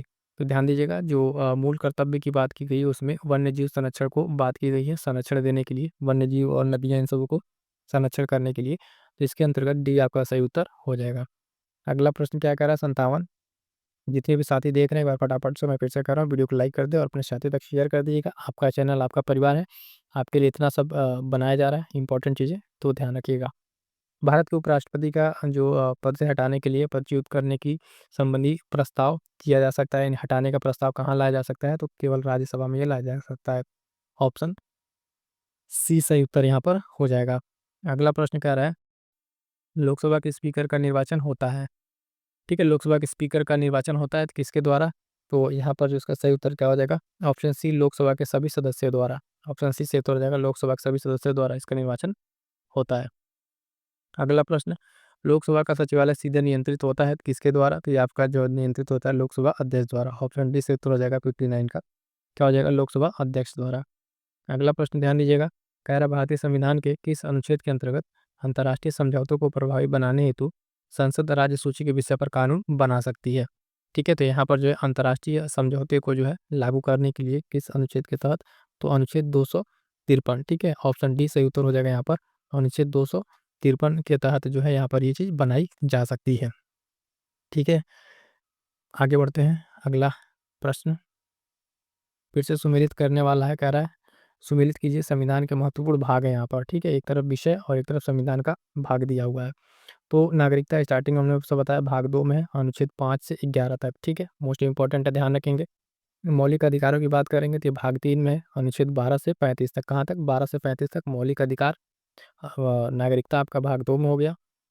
आगे बढ़ेंगे तो देखेंगे नीति निदेशक तत्व, नीति निदेशक तत्व डीपीएसपी जो आपका भाग 4 में है, किसमें? भाग 4 में 36 से 51 तक, 36 से 51 तक, ठीक है? उसके बाद से मूल कर्तव्य, मूल कर्तव्य आ जाएँगे भाग 4 के ए, भाग 4 ए और आपका 51 का ए में आ जाएगा। उसके बाद से यूनियन की बात करेंगे, संघ आपका 5 में आ जाएगा, भाग 5 में। पंचायत की बात करेंगे तो पंचायत किसमें आ जाएगा? भाग 9 में। कितने? पंचायत भाग 9 में आ जाएगा आपका। आगे बढ़ेंगे, अगला पॉइंट नगर पालिका की बात करेंगे तो आपका ये 9 ए में आ जाएगा, किसमें? 9 ए। निर्वाचन की बात करेंगे, इलेक्शन तो आपका भाग 15, कौन-सा? भाग 15, ठीक है? इलेक्शन कमीशन के लिए अब 324 वाला आर्टिकल आपको भी बताया, उसको भी ध्यान रखिएगा। आगे बढ़ेंगे साथियों, अगला प्रश्न फटाफट से रिवीजन करते चलिए, सारे के सारे मोस्ट इंपॉर्टेंट क्वेश्चंस हैं, परीक्षा में सीधे-सीधे प्रश्न देखने को मिलेंगे। 62 नंबर क्या कह रहा है? कह रहा है भारतीय संसद के दोनों सदनों की संयुक्त बैठक में किस संबंध में होती है? ठीक है, तो संयुक्त बैठक की अगर हम बात करेंगे, ये होता है किसके संबंध में? साधारण अब विधेयक के संबंध में होता है। किसके संबंध में? साधारण विधेयक के संबंध में ये होता है, इसको ध्यान रखिएगा, ठीक है? आगे बढ़ेंगे, अगला प्रश्न ध्यान दीजिएगा 63 कह रहा है किस अनुच्छेद के तहत राष्ट्रपति परिस्थिति के अनुसार अनुच्छेद 20 और 21 को छोड़कर से सभी मूल अधिकार को निलंबित कर सकता है। ठीक है, तो 60 आपका कितना हो गया, 63। 63 का सही आंसर क्या हो जाएगा, 359 अनुच्छेद आपका हो जाएगा ये। हाँ, अनुच्छेद आपका 359 के अनुसार जो है राष्ट्रपति क्या कर सकता है, 19 और 20 जो आपके मूल अधिकार है इसको छोड़ के आपात की स्थिति में बाकी सबको क्या कर सकता है, निलंबित कर सकता है। तो यहाँ पर डी सही उत्तर हो जाएगा। अगला प्रश्न कह रहा है दिल्ली विश्वविद्यालय के चांसलर पद पर कौन होता है। तो यहाँ पे चांसलर पद पर जो है 64 का सही आंसर क्या हो जाएगा, आपका उपराष्ट्रपति होता है, ऑप्शन डी सही उत्तर हो जाएगा। अगला प्रश्न है 65 नंबर, निम्नलिखित में से कौन सुमेलित नहीं है। ठीक है, कौन सुमेलित नहीं है 65 का ध्यान दीजिएगा। तो परिसीमन आयोग 82 ठीक है, सही है। राष्ट्रपति की क्षमादान शक्ति अभी हमने पढ़ा 72 में होता है, बिल्कुल सही है। और जो गण पूर्ति है, कोरम की चर्चा आपके अनुच्छेद 100 में हुई, भी बिल्कुल सही है। तो गलत कौन सा है, ऑप्शन सी आपका सुमेलित नहीं है। यहाँ कह रहा है कि राज्यसभा के सभापति तथा उपसभापति की चर्चा ये अनुच्छेद 108 में नहीं, 108 में आपका ज्वाइंट सेशन है। क्या है, 108 में आपका ज्वाइंट सेशन है, संयुक्त बैठक का प्रावधान है अनुच्छेद 108 में। ठीक है, तो सुमेलित नहीं है, सी सही उत्तर हो जाएगा। अगला प्रश्न ध्यान दीजिएगा, कह रहा है कि सूची दिया हुआ है और मिलान करना है। ठीक है, तो लोक लेखा समिति, ठीक है, लोक लेखा समिति यहाँ पर आपका लोक लेखा समिति आपका हो जाएगा वित्तीय समिति। याचिका समिति आपका क्या हो जाएगा, याचिका समिति। कार्यकारी समिति, स्टॉक बाजार जो स्कैम समिति है, ठीक है, स्टॉक बाजार जो स्कैम समिति है ये आपका क्या हो जाएगा, तथल समिति। और विभागीय समिति आपका कौन सा हो जाएगा, डी का आपका क्या हो जाएगा, डी का दूसरा स्टैंडिंग समिति। ठीक है, तो इस हिसाब से आपका सही उत्तर क्या हो जाएगा, ऑप्शन सी हो जाएगा यहाँ पर सही उत्तर। ठीक है, 66 का सी सही उत्तर हो जाएगा। अगला प्रश्न ध्यान दीजिएगा, कह रहा है कि 67 नंबर, संविधान का कौन सा अनुच्छेद उच्चतम न्यायालय को उसके द्वारा किए गए निर्णय और आदेश को पुनरावलोकन हेतु अधिकृत करता है, यानी जुडिशियल रिव्यू की बात करता है। तो ये आपका अनुच्छेद 137 क्या है, अनुच्छेद 137 ये सही उत्तर यहाँ पर हो जाएगा। अगला क्वेश्चन ध्यान दीजिएगा 68, उच्चतम न्यायालय द्वारा आज तक की सबसे बड़ी जो दूसरी खंडपीठ किस केस में बनी है। तो ये बनी थी आपका केस में, आपका गोलकनाथ केस में। किसमें, गोलकनाथ केस में सबसे पहला जो है केशवानंद भारती में बनी थी, 13 जजों की बेंच बैठी थी। तो ये दूसरा पूछा हुआ है, तो ऑप्शन ए सही उत्तर गोलकनाथ केस हो जाएगा। अगला क्वेश्चन देखिएगा 69 नंबर क्या कह रहा है, उच्च न्यायालय के फैसले के विरुद्ध किस अनुच्छेद के तहत उच्चतम न्यायालय में अपील करने का अधिकार है। ठीक है, तो किस अनुच्छेद के तहत यहाँ पर करने का अधिकार है, तो ऑप्शन डी 132। कौन सा 132। आगे बढ़ेंगे, अगला प्रश्न देखिएगा, किसी राज्य के राज्यपाल द्वारा जारी अध्यादेश जो ऑर्डिनेंस का अनुमोदन होना आवश्यक है, तो किसके द्वारा, जो राज्यपाल का अध्यादेश है उसका अनुमोदन किसके द्वारा होना आवश्यक है, तो राज्य की विधायिका द्वारा। किसके द्वारा, राज्य की विधायिका द्वारा सही उत्तर हो जाएगा। अगला देख लीजिएगा, राष्ट्रपति सॉरी इसमें क्या है, हाँ वरीयता क्रम वाला है टेबल का, जो पद दिए हुए हैं इनका वरीयता क्रम बताना है आपको। तो सबसे टॉप पर आपका कौन रहेगा, राष्ट्रपति रहेगा पहले पे। ठीक है, उसके बाद से दूसरे पर आपका रहेगा कौन सा, उपराष्ट्रपति। प्रधानमंत्री आपका तीसरे पर आएगा, उसके बाद राज्यों का राज्यपाल चौथे पर। ठीक है, उसके बाद से कौन आएगा, भूतपूर्व राष्ट्रपति आएंगे पांचवे पे, है ना। छठे पे भारत के न्यायाधीश, भारत के मुख्य न्यायाधीश हैं वो आपके छठे नंबर पर आएंगे क्रम के अनुसार, अगर देखें दिए गए में। कैबिनेट जो मंत्री या मुख्यमंत्री होंगे ये आपके 7वें स्थान पे, और इसके बाद से राजदूत जो है 8वें स्थान पर। तो ध्यान से अगर देखेंगे आप, ये जो पूरा क्रम है आपका, राष्ट्रपति, उपराष्ट्रपति, प्रधानमंत्री, राज्यों का राज्यपाल, भूतपूर्व राष्ट्रपति, भारत के मुख्य न्यायाधीश, कैबिनेट मंत्री या मुख्यमंत्री, राजदूत, इनका ये क्रम है। कई बार अलग अलग जगह ये पूछा गया है। अगला प्रश्न अगर आप ध्यान देंगे साथियों, देखिए कहीं इंपॉर्टेंट क्वेश्चन है, कह रहा है कि केंद्र सरकार तथा राज्यों के मध्य आर्थिक संबंधों की विवेचना की गई है, तो किस अनुच्छेद में की गई है, तो ये आपका किया गया है आपका किसमें, ध्यान दीजिएगा ये। इसका सही उत्तर क्या हो जाएगा, ऑप्शन बी अनुच्छेद 268 से 281 तक किया गया है। ठीक है, चलिए आगे बढ़ेंगे। अगला प्रश्न क्या कह रहा है, भारतीय संविधान के संबंध में निम्न में से कौन सा युग्म सुमेलित नहीं है। ठीक है, कह रहा वन जो है आपका समवर्ती में, स्टॉक एक्सचेंज समवर्ती में, पोस्ट ऑफिस सेविंग बैच, या लोक स्वास्थ्य जो है राज्य सूची में। तो देखिएगा इसमें जो सुमेलित नहीं है वो आपका स्टॉक एक्सचेंज वाला है, क्योंकि समवर्ती में नहीं है, ये संघीय सूची में है। किसमें है, संघीय सूची में है। तो वन को याद रखिएगा, समवर्ती सूची। पोस्ट ऑफिस सेविंग बैंक संघीय सूची, लोक जो स्वास्थ्य और राज्य सूची, और आपका जो स्टॉक एक्सचेंज है ये भी आपका संघीय सूची होगा, न कि समवर्ती सूची होगा। आगे बढ़ेंगे साथियों, अगला प्रश्न जो है ध्यान दीजिएगा, कह रहा है निम्नलिखित में से कौन सा भारत में वित्त आयोग का कार्य नहीं है? कह रहा है आयकर का विभाजन, उत्पाद शुल्क का विभाजन, जो सहायता अनुदान निर्धारण और व्यापार कर का विभाजन। ठीक है, तो इसमें क्या कह रहा है, तो इसका सही उत्तर क्या हो जाएगा, ऑप्शन डी व्यापार कर का विभाजन जो है इसमें क्या हो जाएगा, व्यापार कर का विभाजन 74 का इसका एक कार्य नहीं है। वित्त आयोग जो है आपका किस आर्टिकल में है, अभी हमने आपको बताया, जरा कमेंट करके बताएं, देखिए कितने लोग को याद है। वीडियो रोकिए और कमेंट कीजिए वित्त आयोग का आर्टिकल नंबर। ठीक है, अगला प्रश्न साथियों 75 नंबर, निम्नलिखित में से कौन योजना आयोग तथा राज्य सरकारों के बीच समन्वयकर्ता का कार्य करता है? ठीक है, ऑप्शंस आपके सामने है, इसका सही उत्तर इसमें से देख के आप बता देंगे 75 को क्या हो जाएगा, आपका ऑप्शन सी राष्ट्रीय विकास परिषद। ठीक है, राष्ट्रीय विकास परिषद की स्थापना जो है 1952 में की गई थी, ये भी हम लोगों ने देख रखा है। अगला प्रश्न है 76, कह रहा भारत में पहली बार लोक सेवा आयोग की स्थापना जिस अधिनियम से हुई वह कौन सा था? ठीक है, तो ऑप्शन फटाक से आप देखिए, इसका सही उत्तर हम बताते हैं आपको 76 का option C government of India act 1919। ठीक है, सी सही उत्तर हो जाएगा। ध्यान रखेंगे पहली बार लोक सेवा आयोग की स्थापना इस एक्ट के तहत की गई थी 1919 के तहत। अगला प्रश्न फटाफट से आपको रिवीजन कराना है, जितने हमारे साथी हैं प्यारे साथी, आप एक बार वीडियो को शेयर कर दीजिएगा और ज़्यादा से ज़्यादा लाइक जरूर कर दीजिएगा। आगे बढ़ेंगे 77 नंबर, अनुपातिक प्रतिनिधित्व की व्यवस्था जो निर्वाचन क्रिया प्रणाली है के रूप में सुनिश्चित करती है, तो कह रहे बहुमत का शासन, सरकार में स्थिरता, ठीक है, या राजनीतिक सोच या अल्पसंख्यकों का प्रतिनिधित्व। तो ये काफ़ी इंपॉर्टेंट क्वेश्चन है, कई बार ये पूछा जा चुका है। अनुपातिक जो प्रतिनिधित्व है, ये व्यवस्था अल्पसंख्यकों का प्रतिनिधित्व को प्रदर्शित करती है। डी सही उत्तर यहाँ पर हो जाएगा। अगला प्रश्न देखेंगे, निम्नलिखित में से दलीय व्यवस्था किस एक व्यापक व्यवस्था का अंग है? तो इसका सही उत्तर क्या हो जाएगा, 78 का आपका राजनीतिक व्यवस्था का अंग है। किसका? राजनीतिक व्यवस्था का अंग है। अगला प्रश्न 79 नंबर, भारत की सरकारी भाषा संबंधी प्रावधान संशोधन हो सकता है। ठीक है, तो जो भारत का सरकारी भाषा संबंधी प्रावधान है ये आपका कैसे संशोधन हो सकता है, तो कम से कम 2/3 बहुमत से, यानी बी आपका यहाँ पर सही उत्तर हो जाएगा। अगला प्रश्न ध्यान देंगे, 80 नंबर क्या कह रहा है, निम्नलिखित में से कौन पंचायतों की संरचना को बंद करने को अधिकृत है? तो अभी आपको बताया पंचायतों से रिलेटेड आएगा तो वहाँ पे कौन आएगा, ठीक है, राज्य की जो है विधानमंडल आएगी। ठीक है, ऑप्शन सी सही उत्तर हो जाएगा आपका 80 का, राज्य विधानमंडल। ठीक है, आगे बढ़ेंगे, अगला कुछ महत्वपूर्ण देखेंगे, सुमिलित करना है। कह रहा संसदीय शब्दावलियां हैं और समितियां हैं, मोस्ट इंपॉर्टेंट है, प्रश्न पूछा गया है। प्रश्नकाल किसे कहते हैं? प्रश्नकाल जो है बैठक का जो पहला घंटा उसको प्रश्नकाल कहते हैं। अविश्वास प्रस्ताव क्या है? तो ये देखिए, अविश्वास प्रस्ताव केवल लोकसभा में पेश किया जा सकता है। क्या किया जा सकता है? केवल लोकसभा में पेश किया जा सकता है। उसके बाद से आगे बढ़ेंगे साथियों, देखेंगे संचित निधि, ये भी आपको हमने बताया अनुच्छेद 266, आकस्मिक निधि जो आपका कंटीजेंसी फंड है आपका 267। ठीक है, इसको ध्यान रखेंगे, दोनों दोनों ये मोस्ट इंपॉर्टेंट है, इसको ध्यान रखेंगे मिलान करने वाले में। कोरम जो गणपूर्ति है वो क्या है? कुल सदस्यों का 1/10 भाग है। क्या है? कुल सदस्यों का 1/10 भाग है। उसके बाद से बात करेंगे विभागीय समितियाँ, तो ये क्या है? कुल 24 हैं। कितनी है? कुल 24 हैं विभागीय समितियाँ। क्लियर है? चलिए आगे बढ़ते हैं। अगला इसमें क्या पॉइंट है? याचिका समिति क्या है?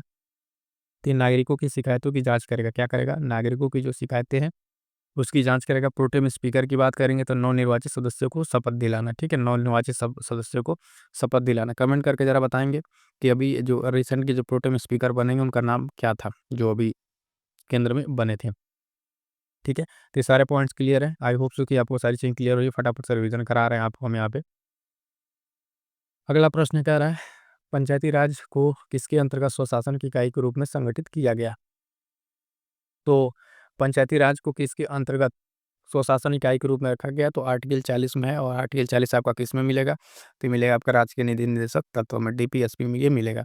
हालांकि इसको संवैधानिक दर्जा जो है 73वें संविधान संशोधन द्वारा दिया गया था, लेकिन रखा किसके अंतर्गत गया है? तो डीपीएसपी के अंतर्गत रखा गया है आर्टिकल 40 में।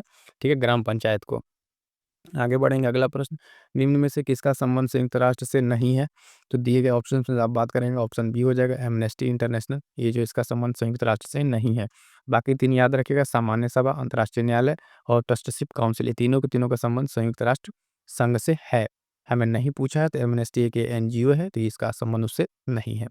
आगे बढ़ेंगे, अगला प्रश्न क्या है, 84 नंबर, सीमा प्रबंधन जो प्रबंध विभाग है, कह रहे हैं निम्नलिखित केंद्रीय मंत्रालयों में से किस एक का विभाग है? तो सीमा प्रबंधन विभाग जो है आपका किस मंत्रालय के अंतर्गत आएगा? तो आपके गृह मंत्रालय के अंतर्गत आएगा। ऑप्शन बी सही उत्तर हो जाएगा, गृह मंत्रालय। अगला देखिएगा, ध्यान दीजिए 85 नंबर। 85 में क्या कह रहा है कि राष्ट्रीय जो मतलब आपातकाल है उससे संबंधित कथन असत्य कथन बताना है। तो पहला कह रहा है कि राष्ट्रीय आपात जो है संसद द्वारा 30 दिन के अंदर अनुमोदन मिलना आवश्यक है, बात बिल्कुल सही है। इसे 6-6 माह के लिए अनुमोदन के बाद अनंत काल तक बढ़ाया जा सकता है, ये भी बात बिल्कुल सही है। अब तक इसे 3 बार लगाया जा चुका है राष्ट्रीय आपात, ये भी सही है, 3 बार लगाया जा चुका है राष्ट्रीय आपात। जब मंत्रिमंडल से लिखित सिफारिश से होता है, ठीक है? तो ये भी है कि मंत्रिमंडल की लिखित सिफारिश से होगा। 5वां कह रहा है कि राष्ट्रपति इसे स्वयं लागू कर सकता है, तो देखिए कि इसे स्वयं लागू नहीं कर सकता राष्ट्रपति, जब तक उसको मंत्रिमंडल की लिखित सिफारिश ना हो, तो अपने मन से लागू नहीं कर सकता। तो आपातकाल के संबंध में असत्य कथन कौन-सा हो जाएगा? 5वां हो जाएगा, ठीक है? इस हिसाब से 5वां हो जाएगा कि राष्ट्रपति स्वयं इसे लागू नहीं कर सकता। बाकी 4 ऑप्शन ठीक हैं, उसको ध्यान में रखिएगा। अगला प्रश्न ध्यान दीजिएगा, मंत्रिमंडल की चर्चा किस अनुच्छेद में है? ठीक है, मंत्रिमंडल मोस्ट इंपॉर्टेंट है, ध्यान दीजिएगा, पूरे संविधान में एक ही बार इसका प्रयोग किया गया है और ये आपके आर्टिकल जो है अनुच्छेद 352 में, मोस्ट इंपॉर्टेंट है, ध्यान रखिएगा। सिर्फ एक बार प्रयोग किया गया 352 में। अगला 77 का उपराष्ट्रपति की चर्चा किस अनुच्छेद में है? तो ध्यान दीजिएगा 63 में, किसमें?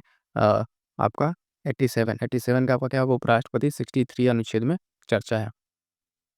अगला कह रहा है भारत का विधि अधिकारी होता है, तो भारत का विधि अधिकारी आपका कौन हो जाएगा? महान्यायवादी हो जाएगा। कमेंट करके ज़रा बता दीजिएगा फटाक से यहीं वीडियो रोके। इसका अनुच्छेद कितना है? आर्टिकल किस आर्टिकल में महान्यायवादी की बात की गई है? फटाफट से इस तरीके से अगर आप रिवीजन करेंगे, चीज़ों को आपको ग्रैप्स करेंगे, तो आपको ज़्यादा जल्दी याद आएगा। संसद की गठन की चर्चा, अब देखिए संसद के गठन की चर्चा की बात की गई है, तो यहाँ पे क्या हो जाएगा?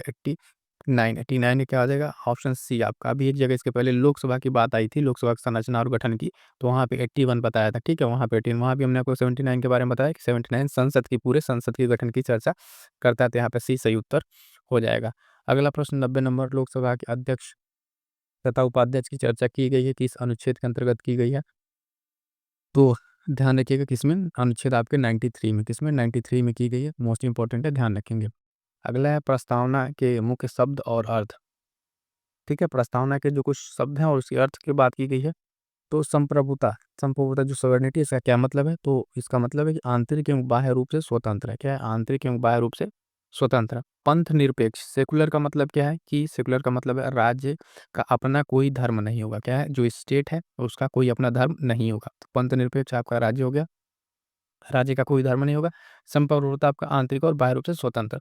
आगे बढ़ेंगे, अगला इसमें पॉइंट है, कह रहा है कि अ गणतंत्र है, इसमें क्या है? गणतंत्र का इसमें मीनिंग है आपका राष्ट्र का अध्यक्ष निर्वाचित होगा, ठीक है? रिपब्लिक का मतलब है राष्ट्र का अध्यक्ष निर्वाचित होगा। सामाजिक न्याय क्या है? तो जाति धर्म के आधार पर भेदभाव नहीं होगा। क्या होगा? जाति धर्म के आधार पर भेदभाव नहीं होगा। बंधुत्व की भावना की बात करेंगे, फ्रेटर्निटी, ये भाईचारे की भावना है। फ्रांस से इसको लिया गया है, कहाँ से? फ्रांस से लिया गया है। और समाजवादी की बात करेंगे, समाजवादी, तो ये संसाधनों का न्यायपूर्ण वितरण है। क्या है? संसाधनों का न्यायपूर्ण वितरण है। तो यहाँ पे आपके प्रियम्बल के सारे वर्ड्स हैं, जिनकी मीनिंग आपको यहाँ पर 1 बाय 1 करके सारा क्लियर कर दिया गया है, ठीक है? तो ध्यान रखिए, मिलान में आपका इस तरीके से मिलान बन रहा है ना? समाजवादी वगैरह ये सब आपको ध्यान में रखना है, क्लियर है? चलिएगा, आगे बढ़ते हैं। अगला प्रश्न ध्यान दीजिए क्या कह रहा है, 92 नंबर। गणपूर्ति के लिए आवश्यक सदस्यों की संख्या कितनी होती है? तो आपका 1/10 होता है, कितना? 92 का आपका सही उत्तर क्या हो जाएगा? 1/10, ठीक है? गणपूर्ति के लिए मिनिमम सदस्यों की संख्या होनी चाहिए। 93 कह रहा है संसद का सबसे बड़ा सत्र कौन सा होता है? संसद का सबसे बड़ा सत्र जो है आपका बजट सत्र होता है। कौन सा? बजट सत्र। ठीक, याद रखिएगा, बीएमडब्ल्यू याद रखेंगे, बजट सत्र, ठीक है? मानसून सत्र और विंटर सेशन, शीतकालीन, ठीक है? याद रहेगा, ध्यान दीजिएगा, बी से आपका बजट सत्र, एम से मानसून सत्र और डब्ल्यू से विंटर यानी शीतकालीन सत्र। तो ये इसका क्रम है जो संसद के सत्र का है। तो सबसे पहले बड़ा आपका बजट सत्र, उसके बाद से मानसून आता है, उसके बाद शीतकालीन आता है। सबसे बड़ा इसमें पूछा है, तो आपका सही उत्तर ऑप्शन ए हो जाएगा। आगे बढ़ेंगे, अगला प्रश्न 94, राष्ट्रीय विधेयकों पर अपना अनुमति किस अनुच्छेद के तहत देते हैं? राष्ट्रपति जो है विधेयकों पर अपना अनुमति किस अनुच्छेद के तहत देते हैं? तो 94 का आपका क्या सही उत्तर हो जाएगा? तो आपका अनुच्छेद 111, क्या हो जाएगा? अनुच्छेद 111 सही उत्तर यहाँ पर हो जाएगा। अगला है, कह रहा है कि धन विधेयक की चर्चा की गई है। धन विधेयक की चर्चा आपके किस अनुच्छेद में है? तो धन विधेयक की चर्चा आपके अनुच्छेद 110 में है। किसमें? ऑप्शन सी सही उत्तर हो जाएगा, अनुच्छेद आपका 110। अगला प्रश्न है, बजट का प्रावधान किया गया है, तो बजट का प्रावधान आपके किसमें किया गया है? अनुच्छेद 112 में। लेकिन वहाँ ध्यान दीजिएगा, बजट नाम का कोई शब्द नहीं है। वहाँ पे वार्षिक फाइनेंशियल जो एनुअल फाइनेंशियल स्टेटमेंट है, वार्षिक वित्तीय विवरण, उसका वहाँ पे ज़िक्र किया गया, बजट का कोई शब्द नहीं है इसमें संविधान में। अनुच्छेद कौन सा है? 112। अगला प्रश्न देखेंगे 97, कह रहा है राष्ट्रपति के अध्यादेश की अधिकतम अवधि कितनी होती है? तो राष्ट्रपति का जो अध्यादेश है उसकी अवधि की अगर हम बात करें तो 6 महीने होती है, 6-6 महीने करके उसको एक्सटेंड किया जा सकता है। सुप्रीम कोर्ट के गठन की चर्चा है, सुप्रीम कोर्ट का गठन जो है अनुच्छेद 124 हो जाएगा, ये सही उत्तर हो जाएगा आपका। अगला प्रश्न कह रहा है तदर्थ न्यायाधीश की चर्चा की गई अनुच्छेद 127 में। फटाफट से देखते चलिएगा, थोड़ा-सा सेशन को फास्ट लेके चल रहे हैं, ज़्यादा एक्सप्लेन नहीं कर रहे हैं क्योंकि आपका रिवीजन सेशन है तो इस चीज़ को ध्यान में रखें, इसको बनाया जा रहा है। इसकी न्यायाधीश की चर्चा अनुच्छेद 127 में आपको ध्यान रखना है, किसमें? 127 में। अगला कह रहा है सीएजी की रिपोर्ट जो है जाँच करती है, जो सीएजी रिपोर्ट है, इसकी जाँच करती है तो कौन जाँच करेगी? सीएजी रिपोर्ट की अगर हम बात करेंगे तो यहाँ पे क्या हो जाएगा आपका? लोक लेखा समिति। क्या हो जाएगा? लोक लेखा समिति। 100 का सी सही उत्तर हो जाएगा। अगला कुछ इंपॉर्टेंट विषय है और अनुच्छेद है, इसका मिलान करना है हमें, सुमेलित करना है तो ध्यान दीजिएगा। धन विधेयक की परिभाषा अभी बताया आपका अनुच्छेद 110 में। राष्ट्रपति का विशेष अभिभाषण 87, ठीक है। उसके बाद से केंद्र सरकार के कार्यों का संचालन आपका अनुच्छेद 77 में दिया गया है। केंद्र सरकार की राजभाषा अनुच्छेद 343। पिछड़े वर्गों के लिए आयोग की बात करेंगे तो अनुच्छेद 340। एससी क्षेत्र घोषित करना अनुच्छेद 341। ठीक है, तो ये सारे पॉइंट्स आप एक बार फिर से ध्यान से देख लीजिएगा, इंपॉर्टेंट है। यहाँ से सीधे-सीधे आर्टिकल आपसे पूछा गया है। तो धन विधेयक की परिभाषा 110, राष्ट्रपति का विशेष अभिभाषण 87, केंद्र सरकार का संचालन 77, राजभाषा 343, पिछड़े वर्ग आयोग का 340 और एससी/एसटी का 341। क्लियर है? तो ये मोस्ट इंपॉर्टेंट है, साथ ही इसको अच्छे से लिख के तैयार कर लीजिएगा। आगे बढ़ेंगे, अगला पॉइंट। अगला क्वेश्चन हमारे पास क्या है? 102 नंबर क्या कह रहा है? राज्यपाल के पद को परिभाषित किया गया है, तो कहाँ पर किया गया है? राज्यपाल का जो पद है आपका, इसका परिभाषा आपका किसमें दिया गया है? 153 में। ये आपका सही उत्तर हो जाएगा, 153 अनुच्छेद में किया गया है। मुख्यमंत्री की चर्चा की गई है, तो मुख्यमंत्री की चर्चा जो आपकी की गई है किसमें की गई है? 164 में, अनुच्छेद 164, 20 सही उत्तर यहाँ पर हो जाएगा। महाधिवक्ता का प्रावधान किस अनुच्छेद में है? तो ध्यान दीजिएगा, इसका सही उत्तर क्या हो जाएगा? Option C 165। क्या हो जाएगा? सी 165 में किया गया है। अगला प्रश्न है 105, विधानमंडल का प्रावधान जो है किस अनुच्छेद में है? विधानमंडल का प्रावधान जो है यहाँ पे कह रहा है किस अनुच्छेद में है? तो आपका अनुच्छेद 168, ये आपका सही उत्तर यहाँ पर हो जाएगा। विधान परिषद किसी विधेयक को कितने समय तक रोक सकता है? 106 नंबर क्वेश्चन, 106 नंबर का आपका सही आंसर क्या हो जाएगा? तो आपका ऑप्शन सी 4 महीने तक। कितना? 4 महीने तक यहाँ पे रोक सकता है। अगला 107 क्या कह रहा है? विधान परिषद में अधिकतम सीटों की संख्या विधानसभा की तुलना में होती है तो कितनी होती है? तो ये ध्यान रखेंगे, आपका 1/3 होती है। कितनी? 1/3 संख्या ये होती है। अगला प्रश्न है हाईकोर्ट का प्रावधान किया गया है। क्या है? हाईकोर्ट का प्रावधान किया गया है, तो किस अनुच्छेद में हाईकोर्ट की बात की गई है? तो ध्यान रखेंगे, ऑप्शन है आपका 214। ठीक है, 214 में हाईकोर्ट की बात की गई है। अगला कह रहा है पंचायतों में जो संबंधित कथन है उसमें असत्य कथन बताना है। तो ध्यान दीजिएगा, कह रहा है महिलाओं के लिए 1/3 सीटें आरक्षित हैं, बिल्कुल सही है, ठीक है, इसमें आरक्षित हैं। और भारत में त्रिस्तरीय पंचायत, ये भी सही है। पंचायत सत्ता के विकेंद्रीकरण के लिए बनाया गया, ये भी सही है। पंचायतों का कार्यकाल 5 वर्ष तक होता है, जो उसकी पहली बैठक से स्टार्ट होता है। तो ये आपका ऑप्शन इसमें गलत है, बाकी 3 आपका इसमें सही है, ठीक है। 5 वर्ष होता है लेकिन उसकी पहली बैठक से नहीं होता, जिस दिन स्टार्ट होता है उसका नॉमिनेशन वगैरह वहीं से स्टार्ट ये हो जाता है। बैठक तो देर-सवेर होती रहती है, ठीक है। तो पहला, दूसरा, तीसरा आपका तीनों सही है इसमें, 5 इसमें चौथा गलत है। अगला देखिएगा 110, 73वां संशोधन लागू हुआ था। तो ये लागू हुआ था 24 अप्रैल 1994 को। कब? 24 अप्रैल 1994 को। सी सही उत्तर हो जाएगा। अगला पॉइंट, प्रश्न 111, गैर संवैधानिक निकाय है, तो इसमें आपका कौन सा? राष्ट्रीय विकास परिषद और राष्ट्रीय योजना आयोग, दोनों को दोनों आपका इसमें हो जाएगा। अगला देखेंगे 112 नंबर, वित्त आयोग का कार्यकाल होता है, तो वित्त आयोग जो है 112 नंबर क्वेश्चन आपका सही आंसर हो जाएगा, ऑप्शन है 5 साल का वित्त आयोग का कार्यकाल होता है, ठीक है। आगे बढ़ेंगे, अगला प्रश्न देखेंगे। अब यहाँ पे क्या करें? निम्नलिखित में असत्य को निकालना है। किसको निकालना है? असत्य को निकालना है, तो इसको ध्यान रखिएगा, है ना। प्रथम संविधान संशोधन 1981 का, यही गलत है। आपका कब हुआ था? 1951 में हो गया था पहला संविधान संशोधन, ठीक है। तो पहला ही हमारे पास गलत मिल गया है, यानी बाकी स्टेटमेंट सही है, तो उसको एक बार देख लेते हैं। प्रथम संविधान संशोधन 81 नहीं है, कितना है? 51 है, 1951। 36वां संशोधन जो है संविधान का, सिक्किम को पूर्ण राज्य का दर्जा देता है, तो मोस्ट इंपॉर्टेंट। 42वां संशोधन, लघु संविधान संशोधन, इसको याद रखिएगा। 44वें में संपत्ति के अधिकार का समापन कर दिया गया, ठीक है। आगे बढ़ेंगे, तो उसके बाद से 52वां है, 52वां में दल बदल आया, क्या है, दल बदल कानून आया। 61वां संविधान संशोधन, इससे जो मताधिकार की आयु 18 वर्ष कर दी गई, 21 से घटा के 18 वर्ष कर दी गई। 73वां में आप जानते हैं पंचायत है, और 74 वाले में आपका नगर पालिका है। क्लियर है यहाँ तक?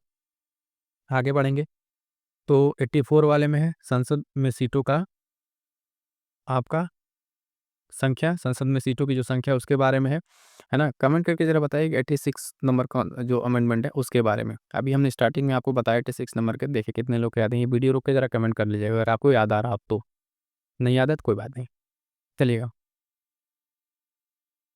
अगला है, ध्यान दीजिएगा इसमें क्या कह रहा है। 84 आपको बता दिया। 91वां क्या है, तो मंत्रिमंडल का जो आकार है वो 15% तक रहेगा, इसके बारे में बताया गया है। 122वां विधेयक, जीएसटी संविधान संशोधन की बात नहीं कर रहा है, ये विधेयक की बात कर रहा है। और 125वां संशोधन विधेयक, तो वो संवर्ण का जो 10% ईडब्ल्यूएस का आरक्षण है उसके बारे में। तो ध्यान रखिएगा यहाँ पे संशोधन नहीं है, ये विधेयक की बात कर रहा है। अगला क्वेश्चन क्या है, 114 नंबर, वित्तीय आपातकाल का प्रावधान अब तक कितनी बार लगाया गया है? तो ध्यान दीजिएगा अब तक एक भी बार नहीं, ठीक है, एक भी बार भी फाइनेंशियल इमरजेंसी नहीं लगी है, इस बात को आपको ध्यान में रखना है। आगे बढ़ेंगे साथियों अगले क्वेश्चन की तरफ। अगला क्वेश्चन है, ध्यान दीजिएगा, 115 नंबर कह रहा है, राष्ट्रपति द्वारा प्रधानमंत्री की नियुक्ति किस अनुच्छेद के तहत की जाती है? ठीक है, किस अनुच्छेद के तहत की जाती है, इस बात को ध्यान रखें। ऑप्शन है अनुच्छेद 75 75 के अंतर्गत की जाती है। भारतीय संसद के अनिवार्य अंग कौन माने जाते हैं? तो लोकसभा, राज्यसभा, राष्ट्रपति, ठीक है, तीनों के तीनों, तो उपरोक्त सभी डी इसका सही उत्तर हो जाएगा। अगला प्रश्न कह रहा है 117 नंबर, राष्ट्रपति का वीटो पावर किस देश से लिया गया है? कह रहा है अमेरिका, कनाडा, जर्मनी या ऑस्ट्रेलिया। तो 117 नंबर का सही आंसर हो जाएगा ऑप्शन है अमेरिका से लिया गया राष्ट्रपति का वीटो पावर। अगला क्वेश्चन 118 नंबर, राष्ट्रपति चुनाव में कौन शामिल होते हैं? ठीक है, तो अभी स्टार्टिंग में जब हम आपसे बता रहे थे उसमें लोकसभा, राज्यसभा और विधानसभा दिया था, तो वहाँ पे मैं बार बार कहा था निर्वाचित शब्द ध्यान रखिएगा। तो लोकसभा के निर्वाचित सदस्य होते हैं, राज्यसभा के निर्वाचित सदस्य होते हैं, राज्य विधानसभा के निर्वाचित सदस्य होते हैं, और उपरोक्त सभी, तो यानी तीनों के तीनों इसमें होंगे, तो आपका डी सही उत्तर यहाँ पर हो जाएगा। इस बात का ध्यान रखिएगा, अगर सिर्फ लोकसभा के सदस्य लिख देगा तो गलत हो जाएगा, क्योंकि उसमें मनोनीत वाले भी आ जाएंगे। ठीक है, तो शब्द क्या ध्यान रखना है, निर्वाचित सदस्य, तीनों के जो है निर्वाचित सदस्य आपको पार्टिसिपेट करेंगे। 119 नंबर, ध्यान दीजिएगा, राष्ट्रीय आपातकाल का प्रावधान किस देश से लिया गया? राष्ट्रीय आपातकाल का, तो ये आपके जर्मनी के वाइमार संविधान से, ऑप्शन ए सही उत्तर आपका 119 का हो जाएगा। अगला प्रश्न है 120 कह रहा है, संविधान में मंत्रिमंडल शब्द की चर्चा मात्र एक बार ही की गई, वो अनुच्छेद कौन सा है? तभी स्टार्टिंग में ही हम आपको बताए थे, बीच में अभी क्वेश्चन कहीं आया था, तो 352 आपका हो जाएगा, ऑप्शन ए सही उत्तर हो जाएगा। अगला क्वेश्चन है, पूर्व प्रधानमंत्री स्वर्गीय वीपी सिंह हमेशा किस अनुच्छेद का लागू करने की मांग करते रहे हैं? तो ये आपके सिविल कोड की बात कर रहे थे, अनुच्छेद 44, ठीक है, समान सिविल कोड जो है संहिता, उसकी बात कर रहे थे। हालांकि अभी उत्तराखंड स्टेट हो गया जो लागू कर दिया, ये भी ध्यान रखिएगा, न्यूज में था। आगे बढ़ेंगे, अगला प्रश्न 122 क्या कह रहा है, भारतीय न्यायिक व्यवस्था में सर्वोच्च पद पर जो किसमें निहित है? तो न्यायिक व्यवस्था की बात करें, वर्ड ध्यान दीजिएगा, न्यायिक व्यवस्था, तो यहाँ पे भारत का मुख्य न्यायाधीश हो जाएगा, बी सही उत्तर हो जाएगा। अगर राष्ट्रपति लगा देंगे तो यहाँ गलत हो जाएगा। ये किसकी बात कर रहा है? जुडिशियल की बात कर रहा है, न्यायिक व्यवस्था में, तो मुख्य न्यायाधीश यहाँ पर टॉप पर रहता है। भारत के वर्तमान मुख्य न्यायाधीश कौन है? तो अभी आपके ऑप्शन डी जस्टिस सूर्यकांत जी हैं फिलहाल में। आगे बढ़ेंगे, राज्यपाल अपने पद पर कितने समय तक रह सकते हैं? तो राज्यपाल का देखिए कोई कार्यकाल फिक्स नहीं है, ये राष्ट्रपति के प्रसाद पर्यंत अपना जो है पद धारण करते हैं, जब चाहे राष्ट्रपति इनको हटा सकता है। राज्यपाल के लिए न्यूनतम उम्र सीमा कितनी है? तो ध्यान दीजिएगा 35 वर्ष की सीमा रखी गई है। राज्यपाल का वेतन की अगर आप बात करेंगे, राज्यपाल का वेतन वर्तमान में कितना है? तो इनमें से कोई नहीं, ठीक है, क्योंकि ये 1,10,000, 1,25,000, 1,00,000 इतना ही उनका वेतन ज़्यादा है। कमेंट करके ज़रा बताइए कि वर्तमान में वेतन कितना है, ठीक है, फिलहाल तो इनमें से कोई नहीं, हमने आपको बता दिया। आगे बढ़ेंगे, अगला प्रश्न देखें 27 नंबर, भारत में प्रथम मुख्य न्यायाधीश कौन थे? तो ये आपके थे एच जे कानिया। कौन थे? एच जे कानिया थे, 20 सही उत्तर हो जाएगा आपका। अगला प्रश्न ध्यान दीजिएगा, 28 नंबर कह रहा है, भारत के मुख्य न्यायाधीश पद पर कोई व्यक्ति कितने समय तक रह सकता है? ठीक है, तो कितने वर्ष तक? 65 वर्ष की उम्र तक यहाँ पर रह सकता है, ये सही उत्तर आपका हो जाएगा। 128 से क्या हो जाएगा? ये सही उत्तर हो जाएगा। कह रहा वर्तमान में भारत में कितने उच्च न्यायालय हैं? तो आपके 25 उच्च न्यायालय हैं, डी सही उत्तर हो जाएगा यहाँ पर। कितना? आपके 100 कितना? 129, 129 से कितना हो जाएगा? हाँ, डी सही है, ठीक है, 25। आपकी बात करेंगे 130, उच्च न्यायालय के मुख्य न्यायाधीश की नियुक्ति कौन करता है? उच्च न्यायालय के मुख्य न्यायाधीश की नियुक्ति कौन करता है? तो आपका राष्ट्रपति करेगा, ठीक है, नियुक्ति राष्ट्रपति ही करेगा। उच्चतम न्यायालय के मुख्य न्यायाधीश की जो है नियुक्ति कौन करता है? मुख्य न्यायाधीश की नियुक्ति उच्चतम न्यायालय के, तो यहाँ भी क्या हो जाएगा आपका? यहाँ भी इसका सही उत्तर क्या होगा आपका? राष्ट्रपति ही होगा, ठीक है, ऑप्शन सी राष्ट्रपति हो जाएगा। आगे बढ़ेंगे, अगला प्रश्न कह रहा है कि उच्च न्यायालय के जज के लिए न्यूनतम उम्र सीमा क्या है? 132। तो यहाँ पे देखिए कोई निश्चित उम्र सीमा की बात नहीं की गई है इससे, ठीक है, डी सही उत्तर हो जाएगा। सबसे अधिक जजों की संख्या वाला हाई कोर्ट कौन सा है? सबसे अधिक जजों वाला हाई कोर्ट आपका ऑप्शन डी इलाहाबाद है, ठीक है, इलाहाबाद हाई कोर्ट। सबसे पुराना हाई कोर्ट कौन सा है? तो आपका कोलकाता हाई कोर्ट हो जाएगा, ये आपका सबसे पुराना हाई कोर्ट है ये। जजों की संख्या के आधार पर जजों की संख्या के आधार पर सबसे छोटा हाई कोर्ट कौन सा है? सबसे छोटा हाई कोर्ट आपका यहाँ पर कौन सा हो जाएगा? ध्यान दीजिएगा, आपका ये सिक्किम गंगटोक वाला का जो सिक्किम का गंगटोक हाई कोर्ट है वो हो जाएगा। अगला प्रश्न फटाफट है, देखिए, किस एकमात्र केंद्र शासित प्रदेश का अपना अलग हाई कोर्ट है? तो आपके दिल्ली का है, ठीक है, दिल्ली का अपना अलग अलग हाई कोर्ट है केंद्र शासित में। किस दो केंद्र शासित प्रदेशों को विधानसभा मिली है?